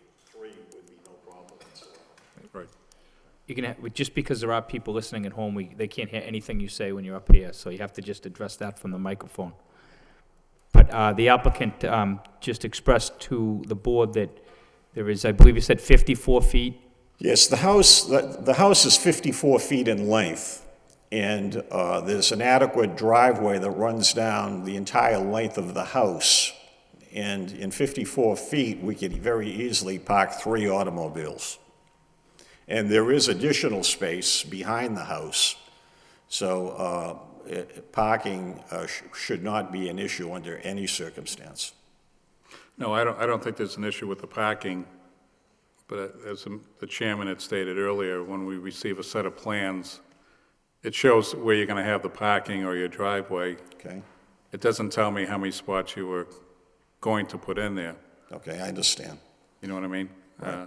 Because we've had issues with parking before, and I'm not saying you have an issue with parking, but if it had shown 3 spots, 4 spots, 6 spots, at least I'd have an idea of how many parking spots you were planning to put in there. I do agree with you. The shape of that lot, I think, gives you the advantage of putting in my opinion, more than 2, if you could do that. I would think you could do that. Right. Would the board feel more comfortable with 3 spaces than 2 as part of the plan? Well, I think, Pardon? if I take that street and I take this city, the more parking, off-street parking we can get, I think it's better for everybody. I would agree with 3 spaces, if that Okay. would please the board. I think you should try to stay away from the tandem parking, rather than have blocked in on a narrow driveway, leave space to turn around. I think we try to discourage that type of parking, if you follow me. Right. We could park 2 cars in back of the house. The advantage in this particular situation is this is a single-family home. So if it was a 2-family or a 3-family home, that would be a problematic situation. Tenants asking other tenants to move their vehicles, and it would create a hardship. But in this particular circumstances, this being a single-family home should not create a problem as far as those matters are concerned. I beg to differ. I think it's going to create a problem within the family. That's in my house from time to time, too. Yeah. Landscaping, now you talked about the front of the house, and I'll say the side of the house, and again, the shape of that lot. You going to put in at least grass all the way out to the back? Yes. What I'm proposing is the driveway around the back of the house, a walkway, and the walkway would wrap around to the left of the house, halfway up. If you look at the floor plan of the house, there's a side entrance on the left rear portion of the house. So it'd be the driveway and the one walkway, Everything else would be grass. Okay. Which leads again into if we had a landscape plan, I wouldn't have to ask these type of questions. I could provide the landscape plan. If, subject to your approval, we would provide a suitable landscape plan that would be acceptable to the Right. planning board. What's the total square footage of the home? It's 22 by 54, so it's approximately 1,100 to 1,200 square feet because it's a cape. Yep. Okay. And I think that's all I have right now, Mr. Chairman. Right, I looked at the lot again, and I'm looking at the plot plan, and I can see how the lot lines bend in on each side, so I think you do make an argument to meet the criteria for the variance based on the shape of that lot as opposed to the other lots in that area, but I would be looking for some conditions. One of them would be just about everything we discussed. Remove any and all excess fencing that the subject property controls. Obviously, you can't remove fencing you don't control. A landscape plan that maximizes the green space, and, Right. I don't know that you submit it to the planning board. I think maybe, do we have a landscape designer, Rachel, do you know, or somebody that's you, okay, that you could. Congratulations. You could submit it to Rachel for her approval, and if she approves it, I don't think the board's gonna have a problem. Okay. And the third condition that I would want would be, that the driveway shall accommodate sufficient parking for 3 cars. Okay? Okay? And that's my opinion. Otherwise, I think it's a good project. I think it'll be a perfect house for that area and enhance that area and fill, I think the lot doesn't look great as it is, so I think it'll look better with something on there, especially an affordable single-family house. Corey? Yes, to you, Mr. Chairman. I'm in agreement with you and Mr. Bailey. I think it's a great plan. For starters, I was astonished about the size of the lot when I drove by. I was like, wow, it's real deep, and it's got the width to certainly do what you want to do. And you're not asking for much. You're here for under 3 feet of a variance, so I can certainly see it clear to grant you hardship for the variance. And why am I extremely pleased is that we're looking at what was previously a 3 or 4 family tenement going down to a single family. And I commend you for putting a single there. It's really going to be very beneficial to the neighborhood when you could have easily put a 2 or 3 family there, rental property, and been an absentee landlord, and who knows what can happen down the road. But a single-family home, it's going to be owner-occupied, bodes very well for me and the neighborhood. So I certainly support this petition, and I'd like to see it. I hope we can get it off the floor tonight, Mr. Chairman, and you can submit the landscaping plan at a later date and whatnot. I'd like to move this along. Thank you. Thank you. Hey, and Kevin? I agree, I think it's a great plan, it's a minor variance, and the hardship is evident from the lot. The fact that it's a smaller footprint in terms of single-family residence. Good, I thank you. support this. And Rick? Through you, Mr. Chairman, I agree, it's a great plan, it's a pretty rough lot. It would go good with the neighborhood over there and get some use out of that lot and get it back on the tax rolls for the city. Just a question about, we're only gonna allow 2 vehicles, right, not 3 vehicles, stack parking? I don't think there's a restriction to how many vehicles he has, but you may know better than me. I think he said that he could fit an additional 2 cars in the back. Usually the problem we're dealing with is there's not enough Parking. space, and here he has more, so I don't think there's any problem with saying for 3. I guess my only concern was I'd prefer that it were not the front back parking, rather, leave access for every car if possible. But I have no problem with 2 cars either. I don't think there's a need to put in 3, but I don't know why the applicant wouldn't put enough parking in for 3, because most likely whoever buys that house is gonna at some point have visitors and, maybe kids driving. Stack parking, yes. That's all, Mr. Chairman, is, I think he has to keep enough open space, green space also, that he can't hot top it all. But that was just my question. I know Mr. Bailey brought it up, that was talking about stack parking. Right. But again, I think it's a good plan for over there. And I'd like to see the landscape plan also and the set of plans that he's gonna build the house. Okay, so I guess we can take a vote, and if it's approved, we can approve it subject to you presenting a landscape plan through Rachel to the board, as well as, you know, an actual plan of the house that you're gonna do once it's designed. Just present it. I think in the application, civil engineer provided a set of plans for the houses. Right, is this the exact house you're gonna build? I believe there's a set of floor plans as well. There are. Oh, okay, that's the house. Right, so what we like to see is a sketch. Is this the sketch of what it's gonna look like? That's the exact house. Oh, okay. With the new landscaping plan, Mr. Chairman, correct? Right, so if I understand you correctly, your plan is subject to me providing a landscaping plan that's acceptable to the planning board. It doesn't require me coming back to the ZBA. Right. For instance, if you approve, if you send this back, then we want to see those trees, which you can't put there. So we ask the architect to put a real one that we'll see, you know, and the one that we can hold you to. Yeah, the trees are taller than the house on that one, so.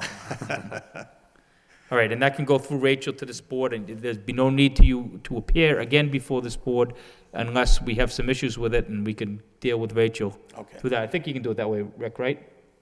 Yes, Mr. Chairman, that's what I meant. Okay. All right, so I need a motion. Yes, Mr. Chairman, I think I got the conditions down clear. Make a motion to approve with the following conditions: that the applicant will remove all excess fencing that the subject lot controls, that a landscaping plan be submitted to Planning and Development for this board's approval that maximizes green space. And third, a driveway should accommodate sufficient parking of at least three vehicles. Would that be suffice, Mr. Chairman? Yeah, that's exactly what we talked about. I'll second the motion. So roll call, Kim, please.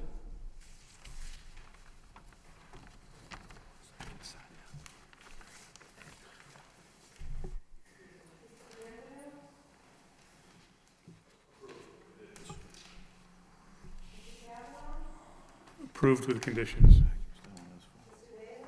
Approved with conditions. Approve with conditions. Approve with conditions?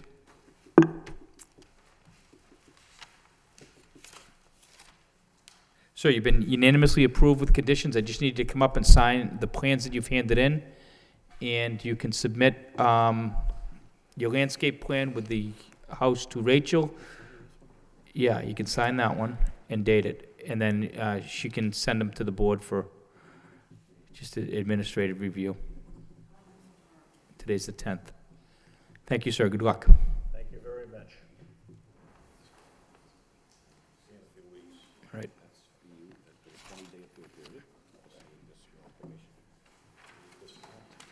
To Kim, please. Thank you. Thank you, gentlemen. Welcome. Good luck.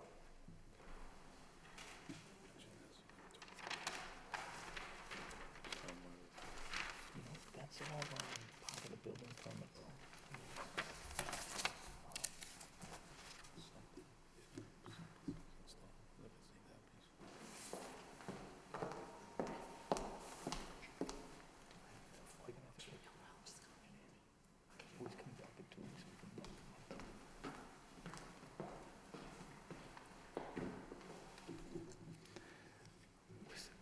Where's my agenda?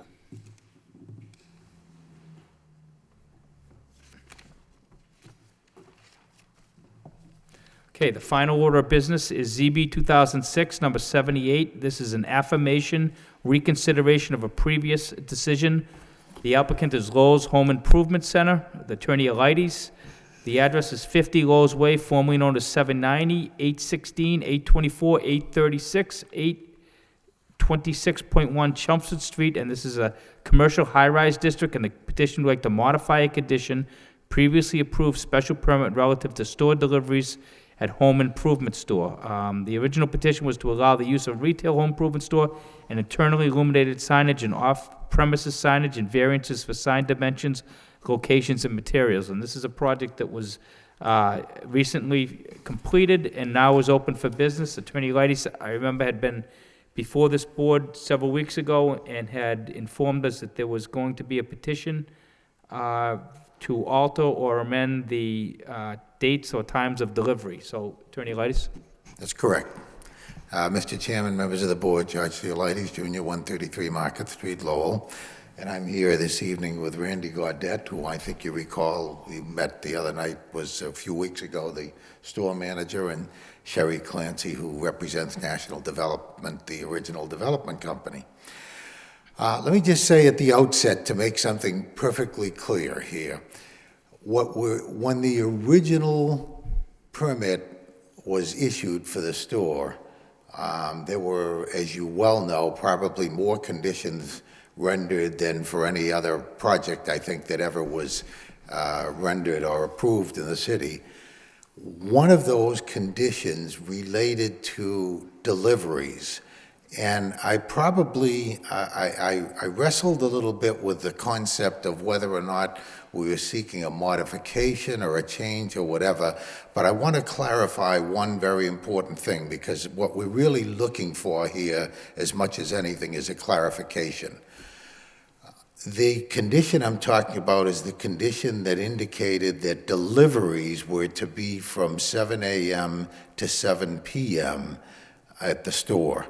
Now, the deliveries, if you recall, and I know not all the members of the current board were here at that time, but those of you who were, if you recall, there was a great deal of discussion regarding the deliveries to the store, and more specifically with relationship to specifically supplies coming into the store, and the big trucks, the big box trucks, the 18-wheelers or whatever, and the timing of when they would come in and what noises and whatever would be related to that type of thing.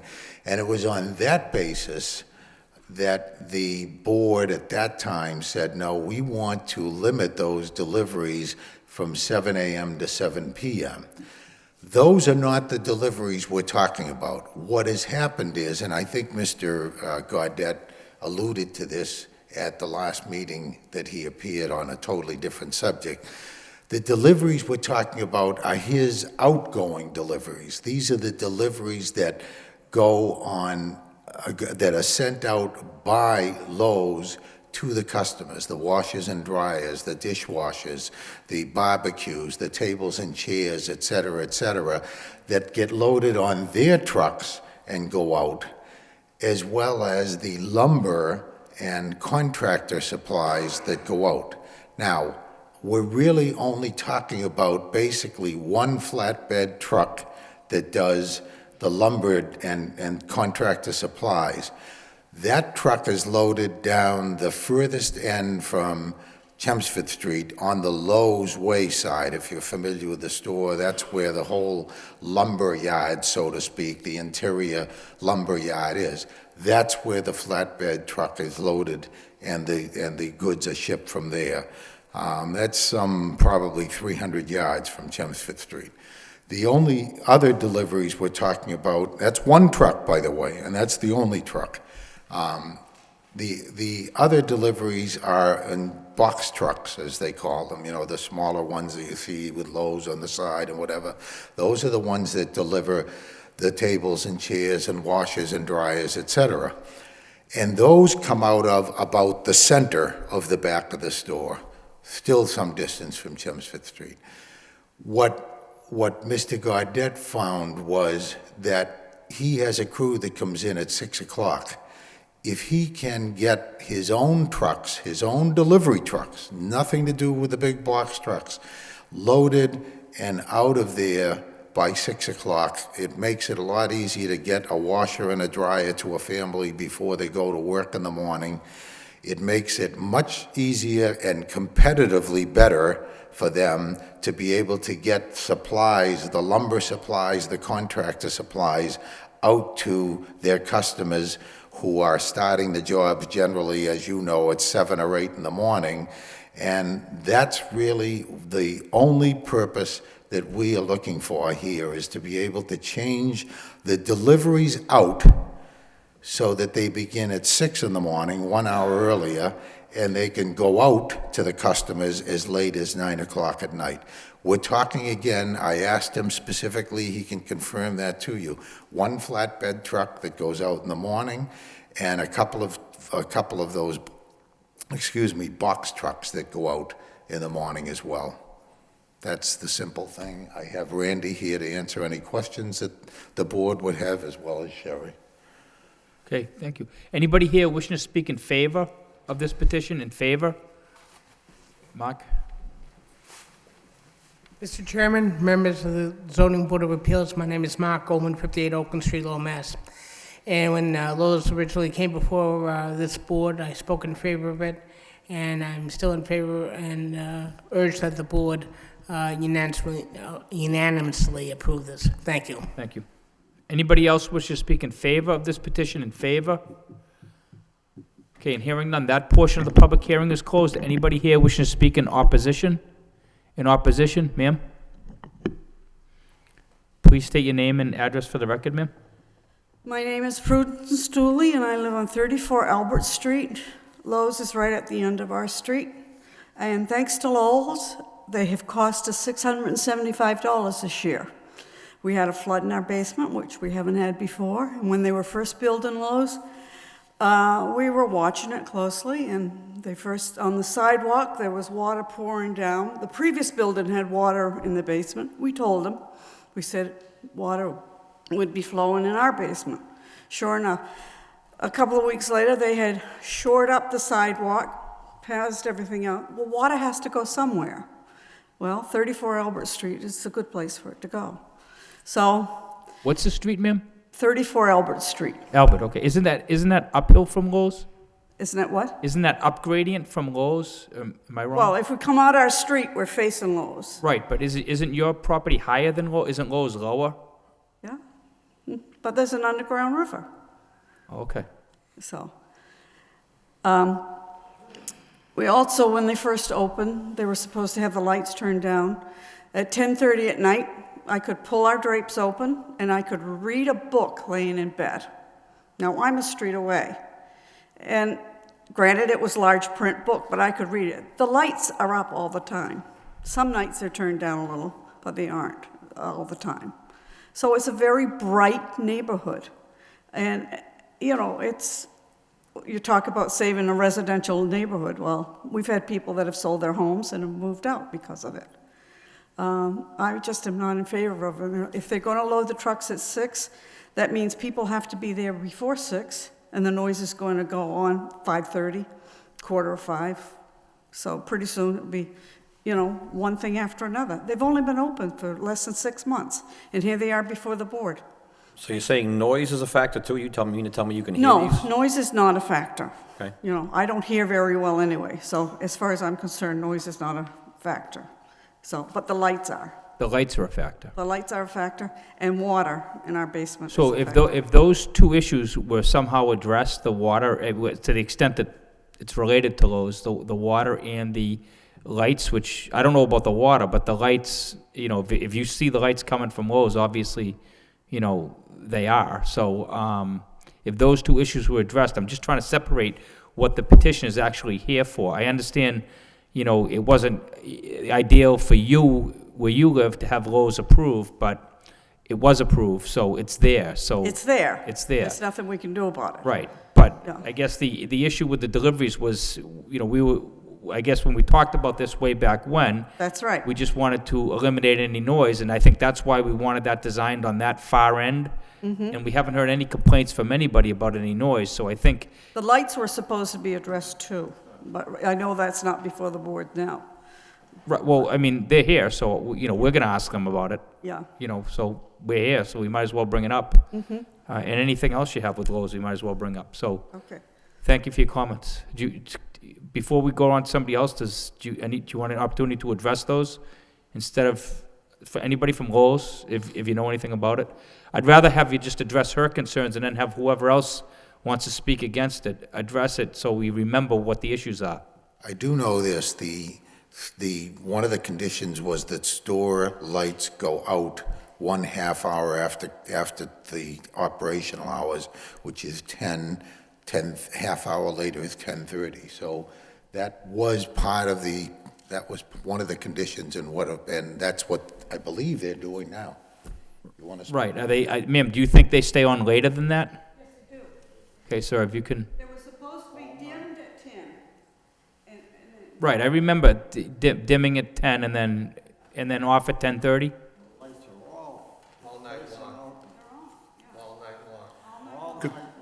Good evening, my name's Randy Goddard, I'm the store manager. The lighting does go down a half hour after operations at 10:30. The only thing that's on is security lighting through the evening. Ma'am, we just have to let him, then I'll let you readdress the board if you'd like, but we need to hear what he has to say. And we had that addressed by the contractors at the beginning, and it's just security lighting that is left on in the evening. And how do you describe the security lighting? We have a few lights in the parking lot. We have 2 lights in the garden center. And then there's, I'm not sure, on the outside of the gate. And I've closed the store many a times, and those security lights do drop down at 10, they're on a timer. But and you go out in the parking lot, it's security lighting. And from the street, as far as the lighting, there's street lights on the Chelmsford side, the opposite side of the store. There's probably about 3 or 4 street lights along there as well. But again, the street lights are security lighting as well as the ones in our parking lot that dim a half hour after Right, I remember the discussion that we were trying to keep the glare of the light away from that neighborhood. They had a lot of vocal opponents in that general area of Albert Street and the other streets around there. As far as I know, at the beginning, we did have some concerns with the lighting, and the contractors, before we opened, they ended up putting different shields on. They're a metal shield instead of the glass globe shield in outside garden. They also tilted the lighting so it's angled more of an angle towards the ground instead of projecting up higher. So they did work with some of the concerns at that time as well. Can you look into that issue as to where the lights are, the directionals as to Albert Street over the next week or so? I mean, and be there when it's dark out and, to confirm that they do shut off. I don't think these people would come here and say it if it weren't true, because it's easily verifiable, so. Absolutely. That's one thing, that regardless of what we do tonight, that's, a condition that I would put on, that it's verified that those lights, there can be nothing more annoying than the lights on, all night long if they have to deal with that, so. All right, and do you know anything, sir, about the issue that water would have caused to any abutters? I'm not sure as far as, the water levels, tables, or, whoops. Okay. I've developed right now. Well, come on, you could address this from the microphone. I'm Sherry Clancy from National Development. Part of our work was to install a 60-inch drain line for the city across our site, which outlets into the brook and the property between us and 495. So the water from our site goes to that area between us and 495. The opposite direction. The opposite direction. We installed a 60-inch drain pipe that the city also ties into. All the Chelmsford Street drainage. No, I remember that we had a long discussion on that. That's why I was concerned, and so how would water get... So the water is going, it goes under Lowe's Way, it goes across towards Ballard Materials. Actually, we had to get an easement for Ballard Materials for the outlet of that pipe, and we had to get an order of conditions from the Conservation Commission, which we did get, and we recently got a certificate of compliance, and the town's contractor, Sims May McGee, oversaw the entire construction. So our drainage goes into that big 60-inch pipe, as does all the drainage from Chelmsford Street. Okay. And ma'am, could I just ask you, and you'd have to answer from the podium, but were you told by anybody in the city that the water was caused by Lowe's, or are you speculating? Because I remember this meeting, and I remember the water, the reason, the engineering principles, water flows downward. So I remember somebody brought up on Albert Street or around there about, possible problems in the water. It may have even been you back then. And I think we were assured by the engineers that there's no way that could happen. There's no way water could go up there unless there's some sort of... It's just diverted, that's all. We've been in our house for over 40 years, haven't had water. In 2006, it was a big rainstorm too. We never had a drop of water. All of a sudden, we get water in our basement. Was it at that time when we had these floods a month ago or so? I mean, yes. I think that a lot of people I know had water that never had before. The groundwater was just so saturated, it could have easily I mean, did it come in through a pipe, or did it come in through your basement? Came in through the side of our basement. Yeah, that's what a lot of people are describing. I'm not, Yeah. I mean, I'm just guessing because a lot of people I know are the same. We've had heavy rain before, too. Yeah. In 206, the rain was pretty much the same as it was now, so. Right, I just know personally a lot of people But had that. when they were building this, when you see the water coming down under the sidewalk, and you go and look that they've all blocked it all back up, you know, it doesn't take a genius Right, to understand where I it's would ask you going. to check with the engineers office, because if there is an issue with Lowe's with water, it should be addressed, you know, they're not in compliance with their conditions. So I think the board would have a huge concern with that. I think we have a concern with the lighting that you're describing. I'm not so sure that the water is you're gonna find out that that's connected to Lowe's, but clearly the lighting, you can see the lights at Lowe's, right? So you know that it's If from I can Lowe's. read a book, Right, I believe you. you know, So without any lights on in our house, you know. So I think that we've asked the petitioner to look into that, and we'll give them another meeting to report back to us. But, I think what they're asking tonight regarding the deliveries is not so much related to what your concerns are, and I understand that, your concerns still need to be dealt with, so. They want to have a delivery truck loaded by 6. What time does that mean the workers have to get there? It doesn't, it takes more than 10 minutes to load a truck. So, and they want to be delivering at 9 o'clock at night. So, do the math. That's already approved, though. I think it's, the 9 o'clock at night, and I thought do it you was see a lot of problems at 9 o'clock at night? 7 to 7. Do you see any problems? With 9 o'clock at night? Well, no, do you see any problems right now with what's going on? Do you see a lot of action with delivery trucks? Does it bother you? No, not now, because it's 7 to 7. Right, So, okay. All right, thank you, ma'am. Anybody else wish to speak in opposition?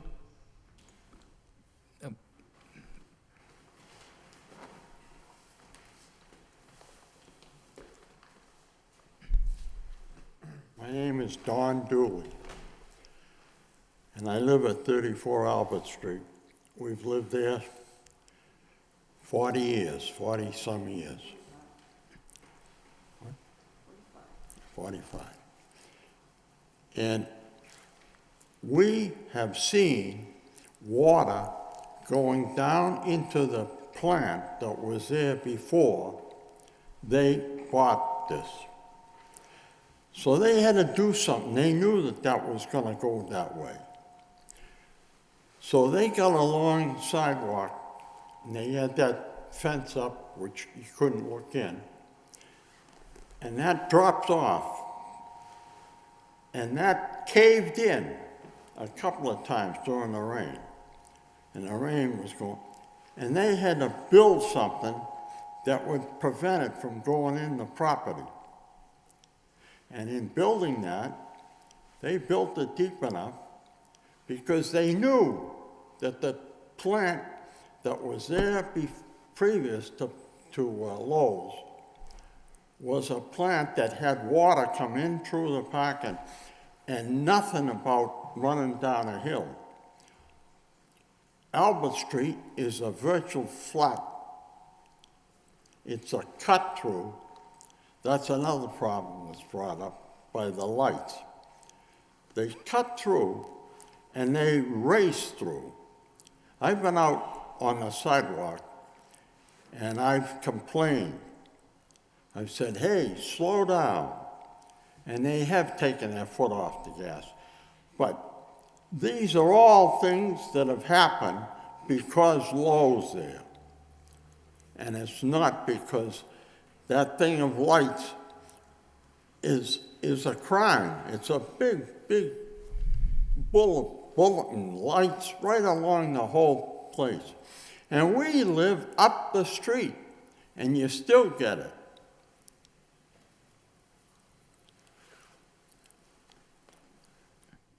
I thought I'd get a true hearing here. I think you will, sir. Anybody else wish to speak in opposition? Hi, I live directly across the street at 793 Chelmsford Street. Valerie Bree is my name.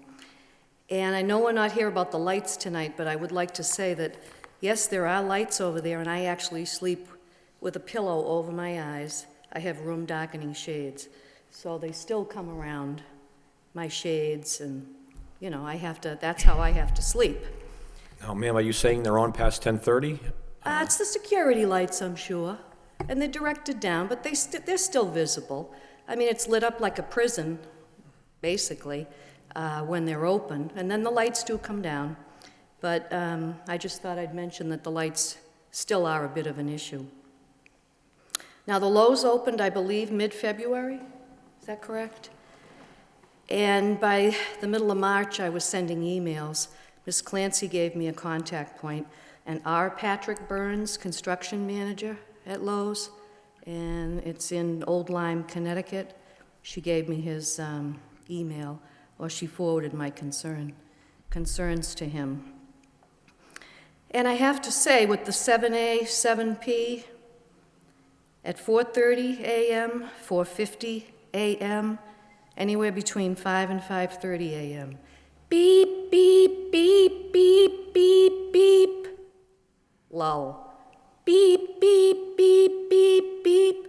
So if we roll back their hours to 6, am I going to hear that at 3:30, 3:50, 4 a.m., 4:30?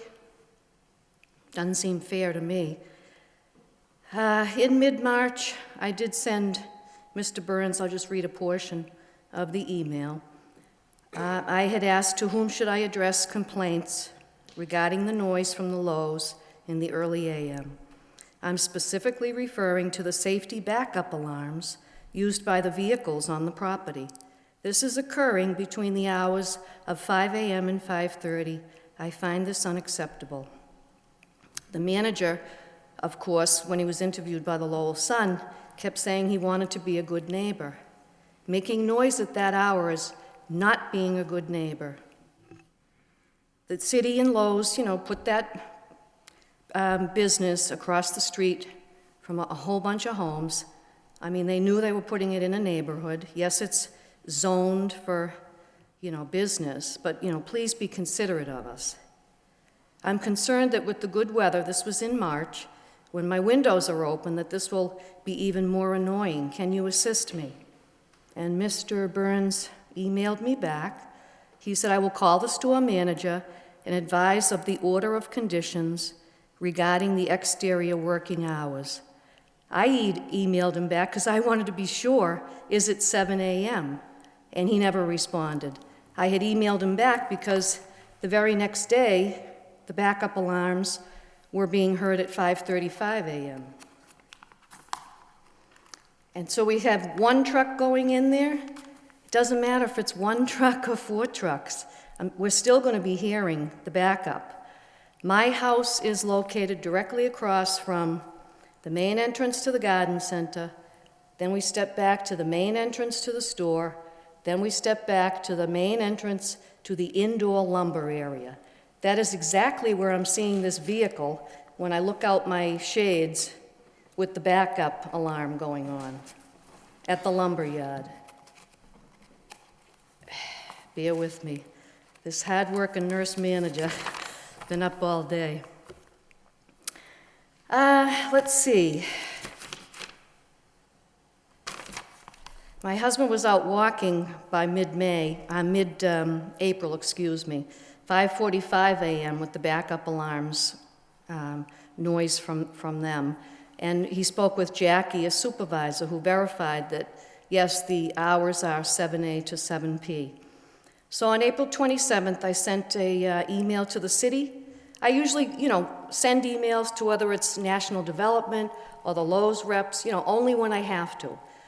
Well, because I was still hearing the alarms, and it's more times than I've described, this is just a couple of examples, I did complain to the city. I was told that my email would be forwarded to the board. Now, I don't know if you received that. Probably not. So whoever responded said, I am forwarding your email to the Zoning Board of Appeals. The Lowe's issues are before them on May 10th, so they will have your email when Lowe's is before them. What I had written was, "What are the hours allowed for exterior working, please?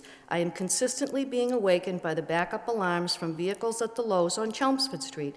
The noise is occurring well before 5 a.m. It is unacceptable. This goes back to March, at which time I emailed my concerns to Mr. R. Patrick Burns, construction manager. He responded he would call the store manager and advise them of the exterior working hours." And then I asked, please be forwarding this to whomever needs to know about it. So we paint a rosy picture here, don't we? But it's not a rosy picture for me in my home, and I'm sure other neighbors who are hardworking. They may be working tonight. Some of them are elderly. Some of them have died. Some of them have moved away. So we're going to chip away at all these conditions for Lowe's to be over there. They've only been open since February. I mean, please. And I think that's all I have to say. Oh, well, on May 1st, here's another. City said it was resolved, my activity, that they would forward you my email. So on May 3rd, they said resolved, but I had forwarded them that the Lowe's staff worked well beyond the closing times outdoors on May 1st. This was at night. The garden center, again, this beep, beep, beep, beep, beep, this little vehicle. It had to be close to 10:30. So those are my examples, but we go as early as 4:30 a.m., and the staff are being non-compliant over there. I'm sorry, but Thank you, those are the ma'am. facts. Thank you. Anybody else wishing to speak in opposition? Sir? Ma'am, you're next. I see you jumping up back there. You're next. Hi, my name is Bruce Briere. I live right across the street from Lowell's, and I'd like to present a picture to you so you can see what I have to look at. Would that be fine with you? Sure.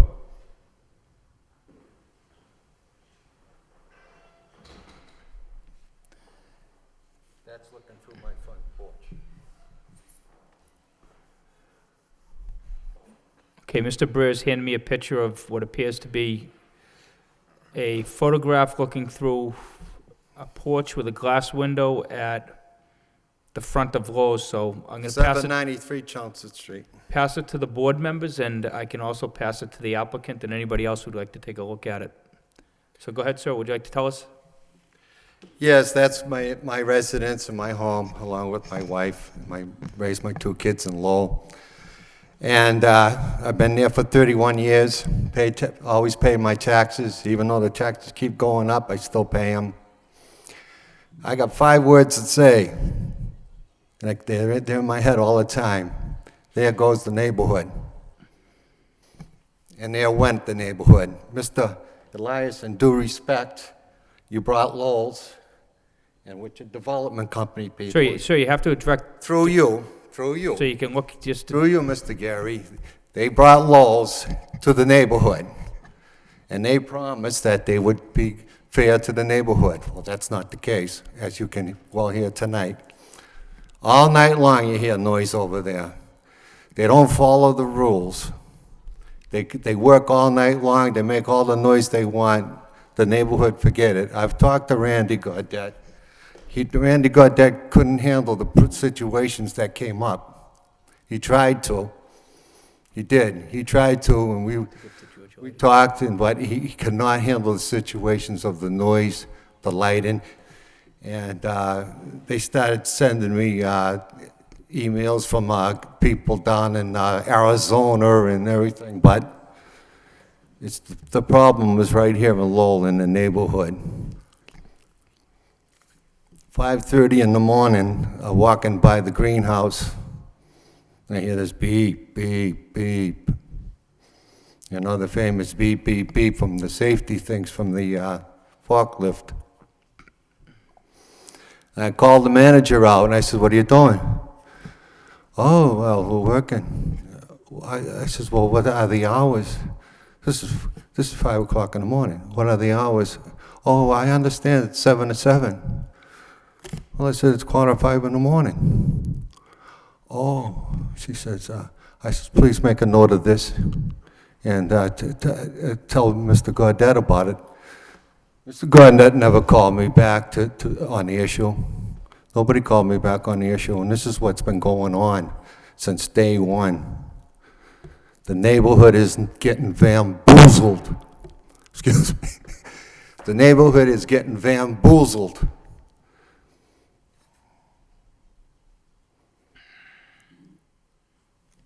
By the big money people. And you guys approved it. They pulled a couple of fast ones on us too.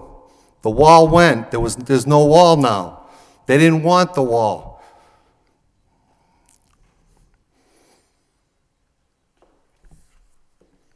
Why can't the people in Lowell have their own lawyers? Why do these people have to hire these high-priced lawyers to get what Sir, they want? Listen, sir, I'm not going to tolerate any of those comments. You're not tolerating anything. You're hearing from the public right now.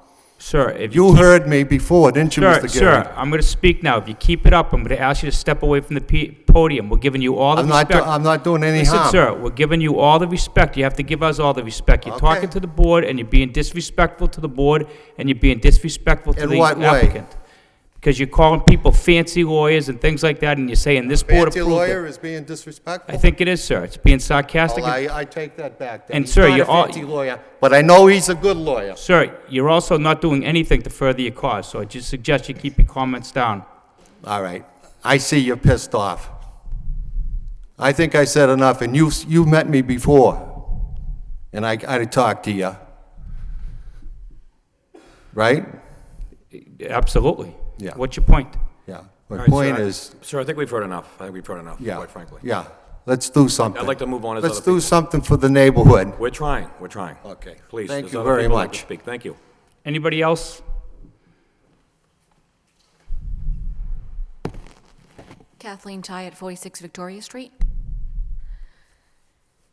I would reiterate the lights, but let's talk about what the original petition was, which is to extend the hours for deliveries. I'm opposed to that because, as everybody has said, we already have problems with them. 7 to 7, you hear the beep beep. I live 2 streets over, and unfortunately my yard faces the garden center. And the lights shine into my bedroom at night, my kitchen in the morning. I sit in my backyard, and if you look at the garden center, and I wish I brought pictures, I didn't think about it, but I see stacks of white. I don't know if it's, well, I think it might be either manure or mulch or soil. There is no wall that's supposed to protect that. And I live 2 streets over. As I said, I have lights, I get the noise, and extending the hours to listening to lumber. Has anybody ever sat there and listened to lumber being loaded? It's not quiet, it's noisy. We lived in a beautiful neighborhood, very quiet. I've lived in the same neighborhood for 45 years.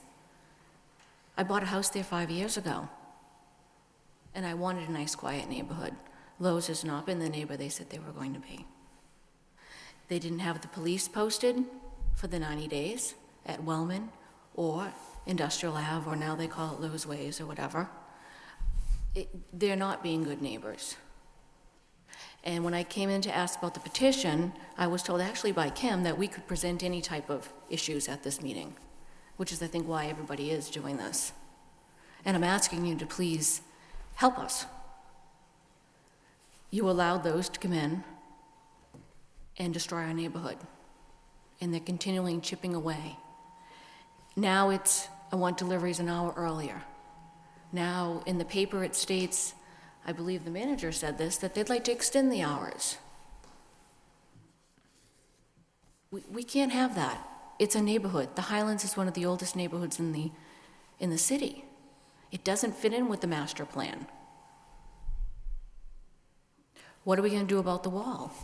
I think it's number, let's see. Number 4.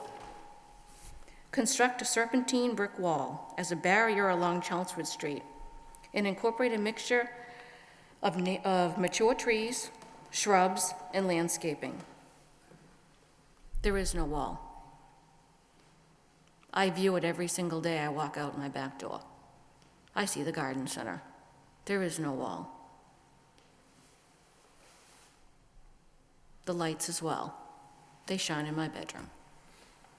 And yes, they dim a little, but they do work there at night after 10 o'clock. especially the garden center. The garden center is quite well lit up. You can drive by at midnight and it's lit up. Okay, what was your address again, ma'am? I'm sorry, I didn't get that. Kathleen Ty, Your address?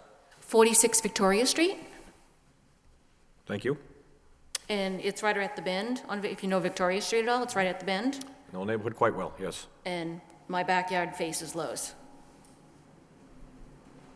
Is there anything else, ma'am? No, are we going to address these issues? Well, the issue before the board tonight is the issue regarding the deliveries. The issues that were brought up regarding the lighting and regarding the noise are issues that we presented to the applicant, and we're going to be asking them to give us some feedback on that. Okay. And you also have the opportunity to check with the building inspector and have them check out to make sure that they are in compliance. And if you don't think that they are in compliance, I suggest that you do that. The building inspector? The building, I believe so, Kim, the inspectional service is in charge of making sure that they're the only enforcement authority we have. You have to understand that this board is not an enforcement authority. As Okay. much as we want to, we cannot enforce these conditions. We approved these conditions, we presented these conditions, and as you heard, there were more conditions on this project than any other project in the history of Lowell. So this board did what they could to protect the neighborhood at the time when we approved this. Now, if Lowe's is not complying with those conditions, you have recourse, and your recourse is to the policing authority, and that is, I believe, the inspectional department, and they can confirm whether or not this is happening. If the Lowe's, who I'm sure that it's not like they're checking some small business for some sidewalk issue. I mean, this is Lowe's, so they would be able to go out there and either verify or not verify what these allegations are as to what you're saying about the lighting and the beeping noises and all issues that I think would be very disturbing to me as a neighbor. So I think that, you have recourse there. This board cannot do that. We have no authority to enforce that, despite what some neighbors may think. That's beyond the scope of our authority. Is there anybody in particular I should speak to? I think you can speak to the building commissioner. Who's that? I think Your the name? acting building commissioner is David St. Hilaire. Okay. And that's who everybody is better served lodging these issues with non-compliance of conditions to.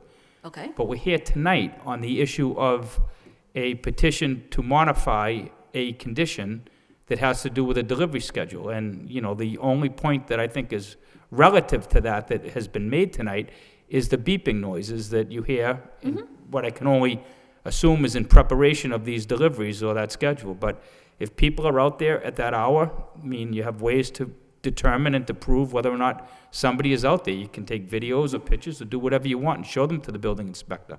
Well, the reason why I brought up all these issues is because I did talk to Kim, and she specifically told me that I could bring them up at this meeting because it was an open meeting. And you can, and I'm not saying that you can't bring any of the issues up. Some good points were brought up. We are concerned with the lights. We are concerned with the beeping.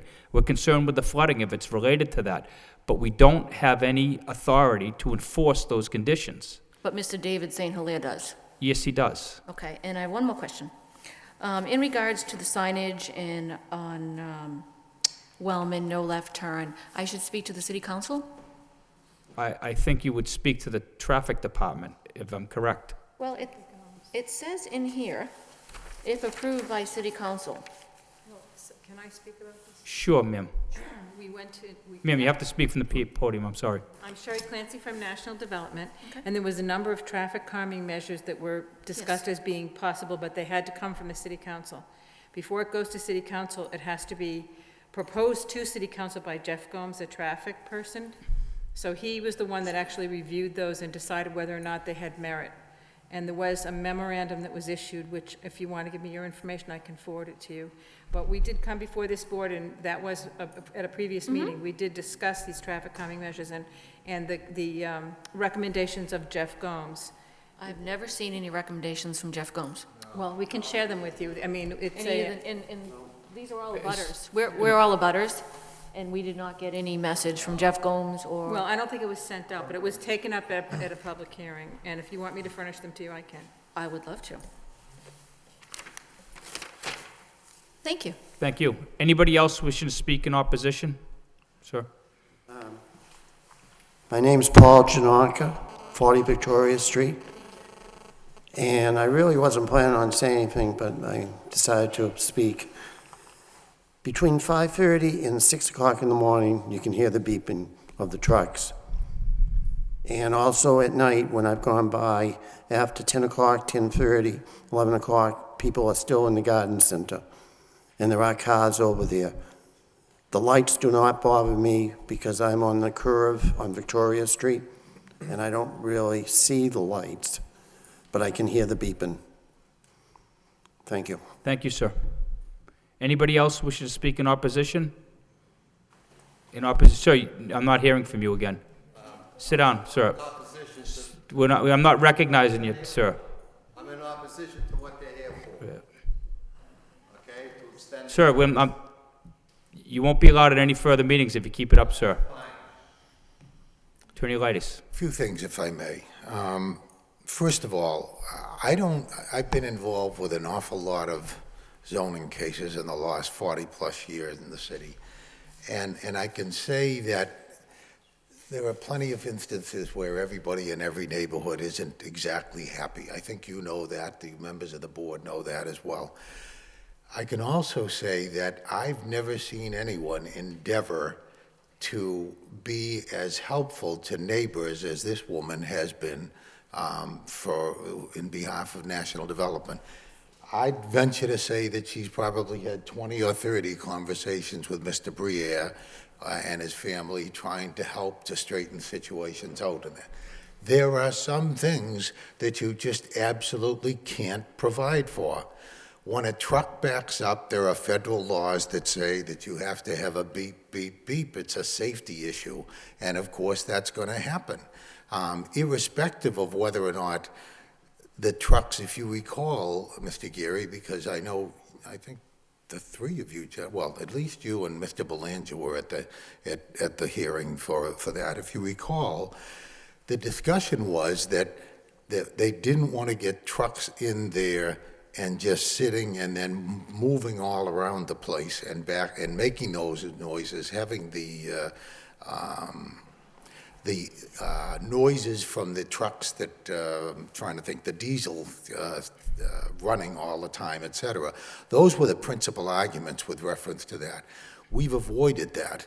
That hasn't been an issue. If a truck comes in and he's trying to move into one particular location to park at a given time, I'm sure that to some degree, Mr. Gaudette can try to make sure that they limit the amount of backing up that's done so that those beep, beep, beeps don't take place. I mean, the fact of the matter is that if you're going to back a truck 20, 30 feet or something like that, there are beeps, and I'm sure there are a number of beeps, but we're not talking about 30 or 40 trucks that are going in there at any given time. But let's forget about that, and I hate to, the point I'm trying to make, by the way, is we have 1, 2, 3 households, 4 maybe. This gentleman didn't get to speak. I guess he's gone now. 3 or 4 households. If you recall, we had literally hundreds of people who were coming here and concerned about Lowe's and all of what was going to happen with Lowe's.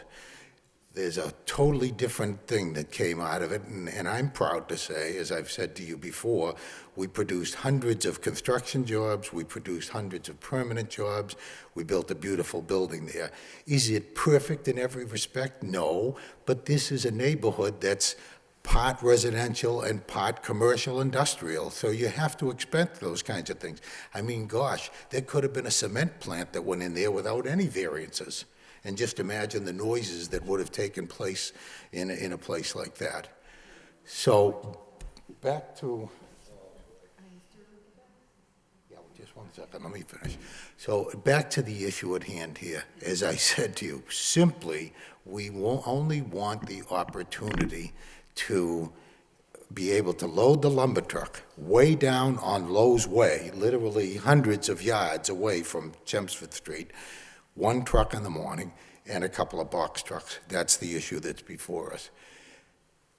Are we willing to, and I'm sure that Mr. Gaudette and again, Sherry would say to you, they'll do everything within their power to try to assist these folks with reference to lighting and to noise. I don't have to go into the issue of the other conditions that were already modified along the way. And gosh, if there's a soul that says, that's willing to say that the traffic situation in that area is worse as a result of Lowe's going in there as Ma'am, you can't do it. We have to have a certain protocol here. We can let him finish and ma'am, I'll allow you to address the board again. If you can allow him to finish. If you look at the situation with the money that was spent to widen Industrial Way, to widen the entryway and put extra lanes so that people coming up Chelmsford Street from Route 3 could make turns, so that people coming up Industrial Way could make turns, and every time I've ever been through that neighborhood, and it's quite a bit, I've never yet seen a traffic jam in the area there that was different or worse than it was beforehand. But anyway, back to the issue. The issue is plain and simple. Can we just modify from 7 o'clock to 6 o'clock in the morning and 9 o'clock, by the way, the store's open till 9:30 or 10 o'clock at night. The store's open. So if he's sending deliveries out at 9 o'clock or 9:30 at night, the store's open, everybody's there, the town is still operating. Maybe there are people, I'm not saying there aren't people who might not be somewhere in that neighborhood in bed at that time. But the fact of the matter is, I think that for the benefit of the public who are waiting for their deliveries, this is going to make it a better situation. I'll be glad to defer to the lady if she'd like to talk about traffic. No, I'd like to talk about the delivery as well. Kathleen Ty at 46 Victoria Street. And I am opposed to changing from 7 to 7. There's a reason why the board said 7 to 7. And actually, Mr. Gary, you spoke it the best, that Lowe's is opting to go into a residential area. And that is why these compliances were given to us, because they're opting to walk into our neighborhood that has been here and established. They should comply. They should be good neighbors. And extending the hours is going to cause a lot more noise. It is going to be a problem for us. In regard to the traffic, I can't get out on Stevens Street anymore and take a left. Between 8 and 9, I sit and wait and wait and wait. And if I decide to turn around again and try to go out Chelmsford Street, I have the same issue. And yes, it does back up much worse than it used to. There used to be, if you're on Chelmsford Street and you want to take a right to go on to Industrial Ave, there used to be their own lane to take a right. There isn't anymore. It backs up, it backs up, it backs up. That's why there's a policeman stationed right across from Cross Point on Chelmsford Street. For me to go up and down Chelmsford Street, and anywhere between, 7 and 9, and then probably from 2:30, 3 o'clock till about 6. You can't move. You can't get out your street. Lowe's has caused a lot more traffic. But going back to the deliveries, there's a reason why the board stated 7 to 7. It was to accommodate the neighborhood. And I wish that you would oppose or not grant what Lowe's is asking for, because you put it in place to protect us. Thank you. Thank you, ma'am. Anybody else? I just want to make Go ahead. a closing remark. Again, it's Sherry Clancy from National Development. I just want to thank the neighbors for coming out tonight. I've had an opportunity to talk to a lot of these people one-on-one. I understand their issues with the lights. I do. I hear about their issues with the backups from the fork trucks, which is what they're hearing. They're not necessarily hearing delivery trucks at those times in the morning, but they do hear sometimes fork trucks that are moving things within the store, within the garden center. And I do appreciate that this is a serious consideration for them, and we, in spite of the fact that that wasn't the purpose of our coming here, we understand this is a perfect opportunity to hear from them, and we do take that seriously. I would just add that, I do understand there is somewhat of a difference between asking for the extra hour in the morning versus going to 9 o'clock at night. I mean, at 9 o'clock at night, the store is open and there's other activities going on. I realize the morning situation's slightly different. But I did want to just thank everybody for their comments and to let you know and let the board know that, you know, we do take these concerns seriously. And that we are complying with the delivery hours that are stipulated, which is 7 to 7. Those delivery hours are in compliance. When they're hearing things beyond those delivery hours, those are not delivery trucks that they're hearing. They are material moving lifts or fork trucks or something that's within the building or within the garden center. But I just want to assure the board that we are abiding by the rules and regulations for the deliveries that was stipulated in the permit. And in spite of all the comments that I've heard, whether it's, you know, water or lighting or whatever the different comments were, I'm a little bit pleased that I didn't hear any really concerns about the deliveries themselves. I know that I wasn't here during the time that it was permitted, but I know that the dictate for the 7 to 7 was because of noise, but it was also because of traffic and, you know, semis idling there and all these kinds of things. And I think we haven't really heard too many comments specifically about the deliveries, and I just wanted to make that point to the board that we are complying with the current conditions. Thank you. Thank you. Ma'am, I'll let you respond. Just with regard to hearing the equipment or the forklift and the backup alarms within the building or the garden center, that is not true. Because when I have to get up and look out the window so I can see where this vehicle is, it's at the far end at the lumber area. And they're on the outside, they're not on the inside. It seems like they're moving things out, maybe preparing for the day. So if I can hear it there, that is the farthest point from my home, from Chelmsford Street, that we're talking about where the lumber deliveries are going to be made. So it's external. These trucks are external, not in the building itself. Thank you. Okay, sir. Hi, Randy Goddard again, store manager. As far as the beeping noise, it is the forklifts, retail business. We are stocking the store and the lumber area. We are moving product that has been security stacked, and we take it off security stack first thing in the morning before the doors open at 6 a.m. And the outside garden, as far as the forklifts, again, we're moving product in the morning just before the store opens and just after close. And again, a lot of that's for safety reasons for customers in our building because we're stocking from block to bag goods. But it is forklifts. When they do back up, you do hear the beeping. And that is an OSHA federal that you have to have them on the equipment. But are you still compliant with the conditions, or is that a breach of the conditions because you're out there at 5 or 5:30? There's no specific, I've read through the conditions, and there's nothing as far as that we cannot be stocking and stuff. There is conditions as far as the lighting that was mentioned tonight, that the half hour before and a half hour after that they go to security lighting. But as far as us stocking inside the store and before the store opens and after, there's no conditions. I mean, it's a retail business, and we are trying to get the store ready before it opens. We're in there, you know, stocking materials and product. Is there anything you can do to minimize the beeping or to buffer that sound for the neighbors? Is there any kind of insulation? I can forward that to engineering to see, you know, what they can do as far as, but I know OSHA has certain regulations as far as the horns on equipment as far as safety. Okay. All right, we'll close the public hearing and open it up to the board for consideration. Bill? Thank you, Mr. Chairman.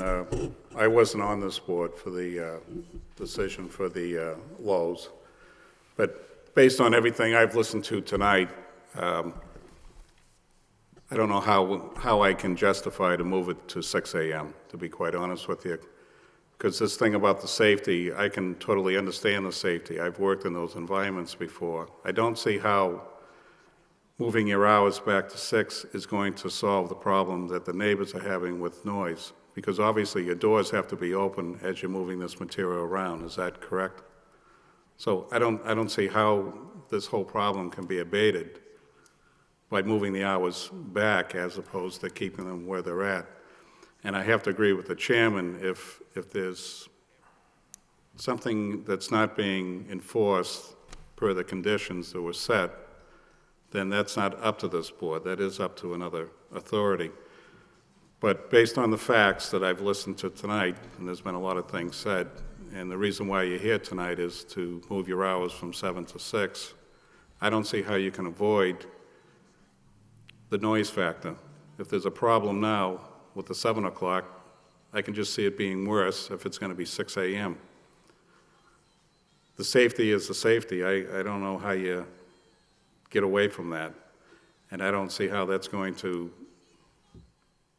solve if there's any potential problems right now. And if we need to have somebody look into this, we can have that certainly done.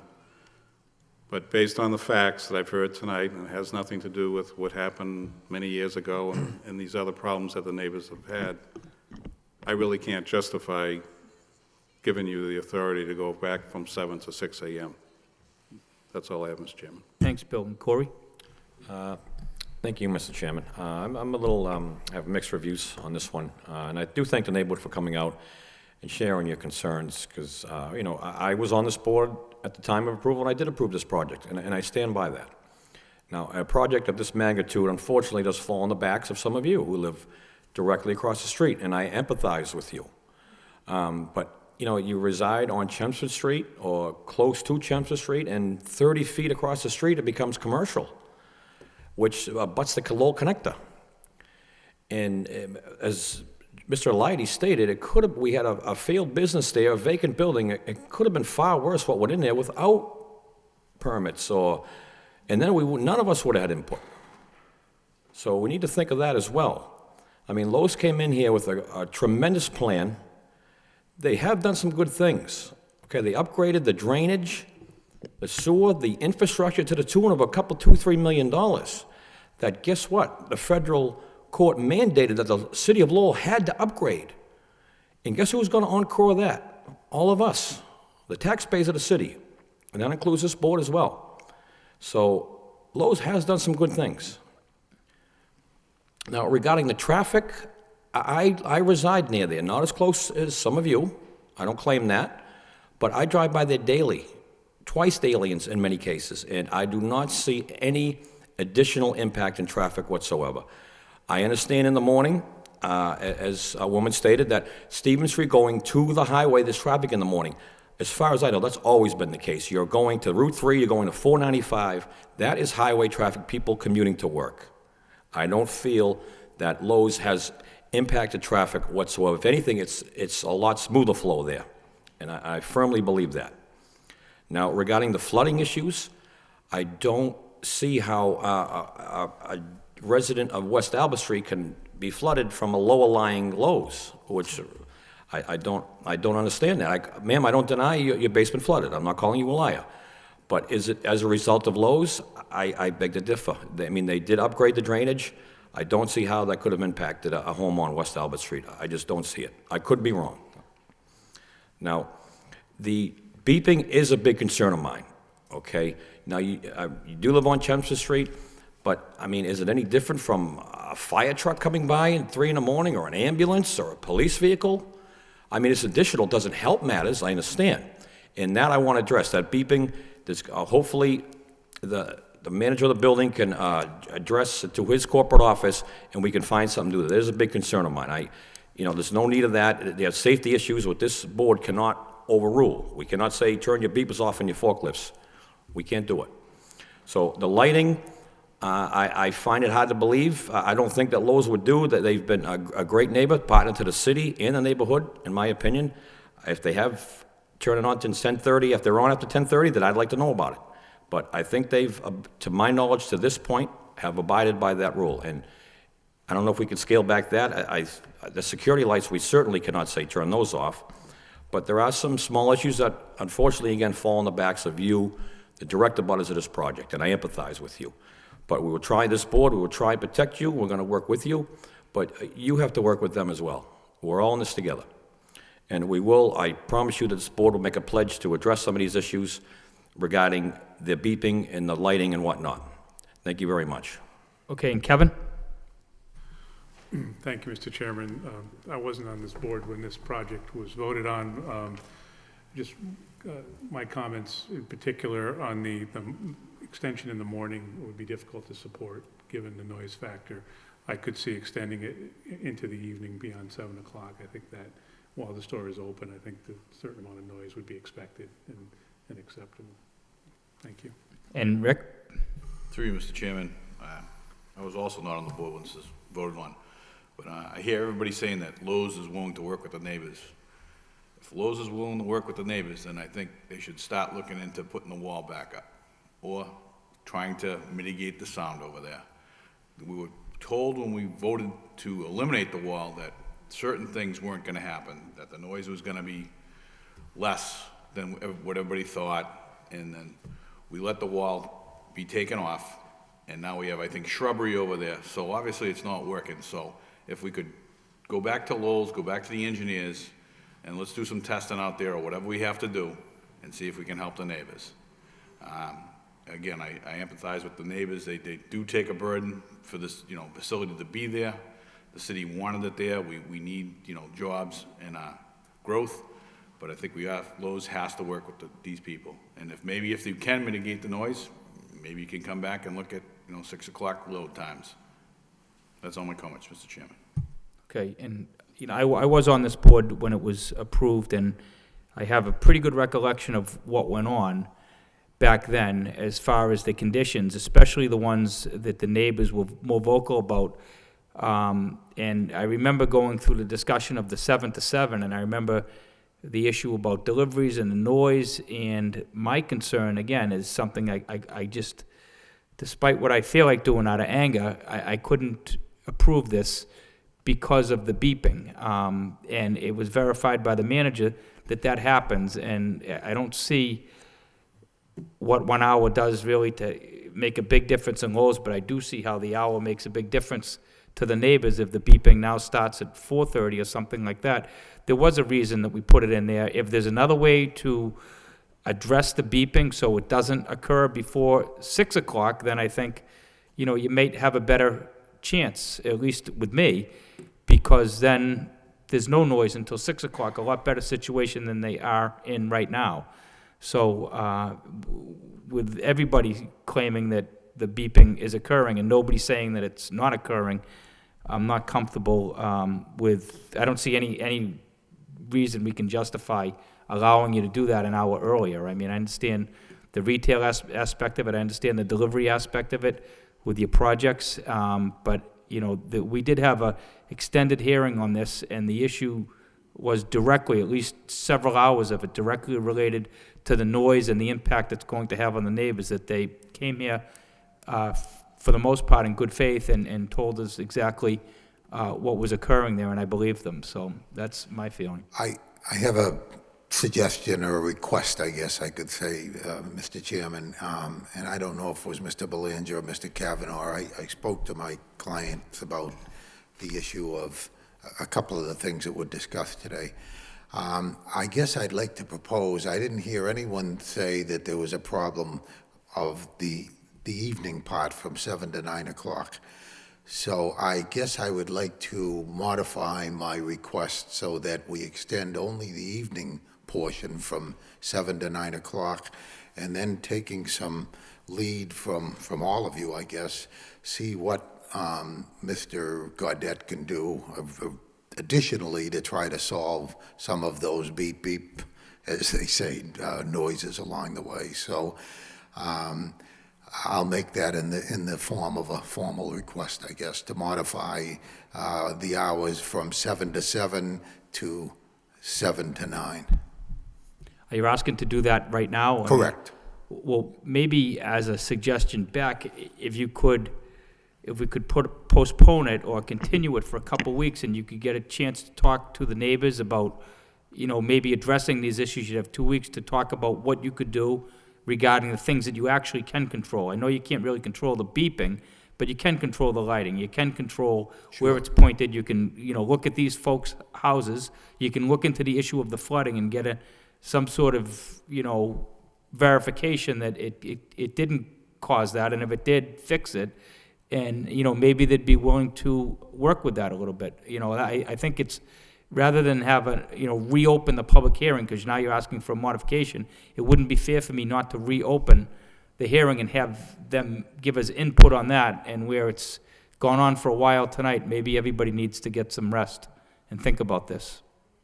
How about the June 14th meeting? 1 That'll month? Give us a little more time. Yeah, I think that makes more sense, if everybody's willing to do that. Yeah, Mr. Chairman, I don't have a problem with that. I want to echo Mr. Bienvenu's comments that, the wall might be the ultimate solution, and then if somehow, Mr. Goddard, can alleviate the beeping, what that's going on, maybe we could see it clear in the future to approve this, but for right now, it's rather difficult for this board. The wall, by the way, was a 4-foot wall. It wasn't going to do anything for the problem that these folks were talking about. Are we talking about the serpentine wall? That was, right. That was for just the outside landscaping appearance, in my record. Now, I know that Sherry has been trying to do everything she can to try to help out, specifically the Brières, and she's come up with some new landscaping plans. I don't know if there's such a thing as a screen of some kind, but I just hesitate to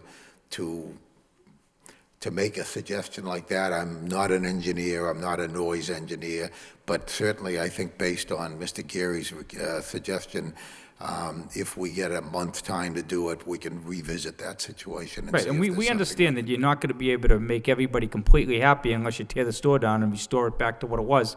So that's not practical. So, we understand anything you can do to, they have legitimate issues, anything you can do to, alleviate those problems and, present to us. I mean, they're going to go to the building commissioner, as they should, and ask for enforcement. And, you might as well preemptively deal with those issues, because I think it just makes more sense. I mean, I think you have been a good neighbor so far in the area, and clearly you're not going to please everybody, and more people are impacted greater than other folks deeper into the neighborhood. So I think if you try to do your best you can, and they did have legitimate concerns tonight. I think the most legitimate concerns are the beeping and the lighting. So, that's just what it is. So that's what I would focus on. And maybe if, Kim, it's June 14th, June 14th?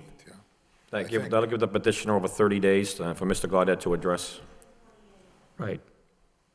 So is anybody not willing to meet at the store, since you all live over there, with the store owners? So everybody's... Let us know. Sure.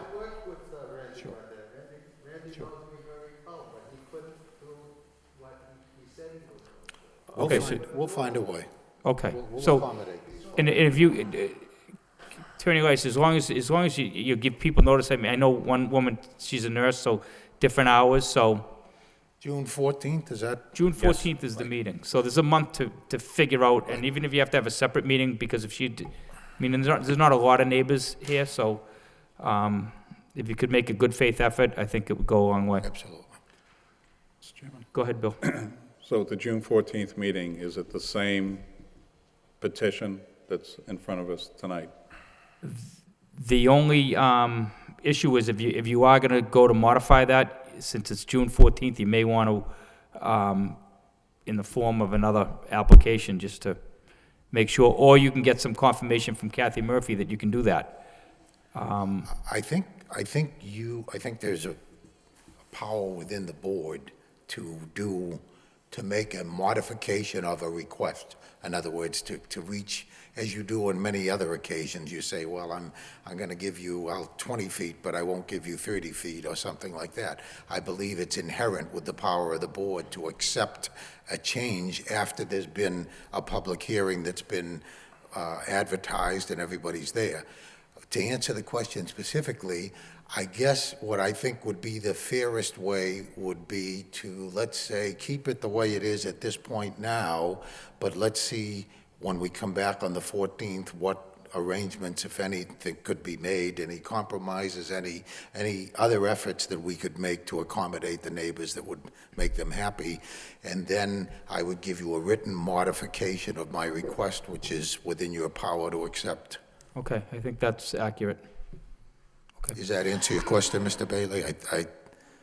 Yeah, I just want to make sure we all understand what Right. we're going to be looking at the next time we come in here.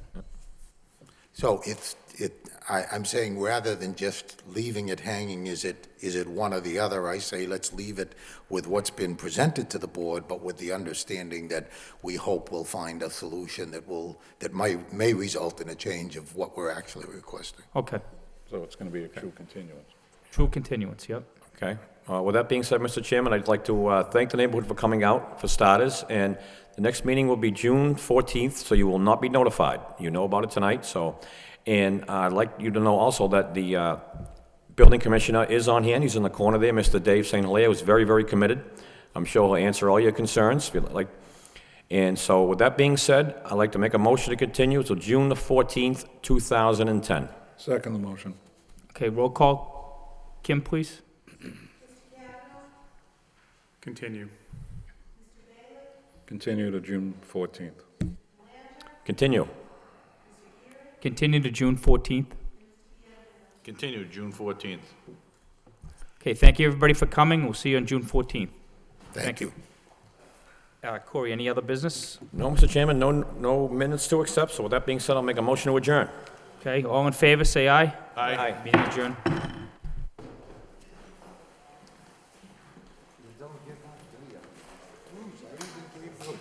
Good, a couple of good words there, didn't I? Yeah. You do. Come on, come on.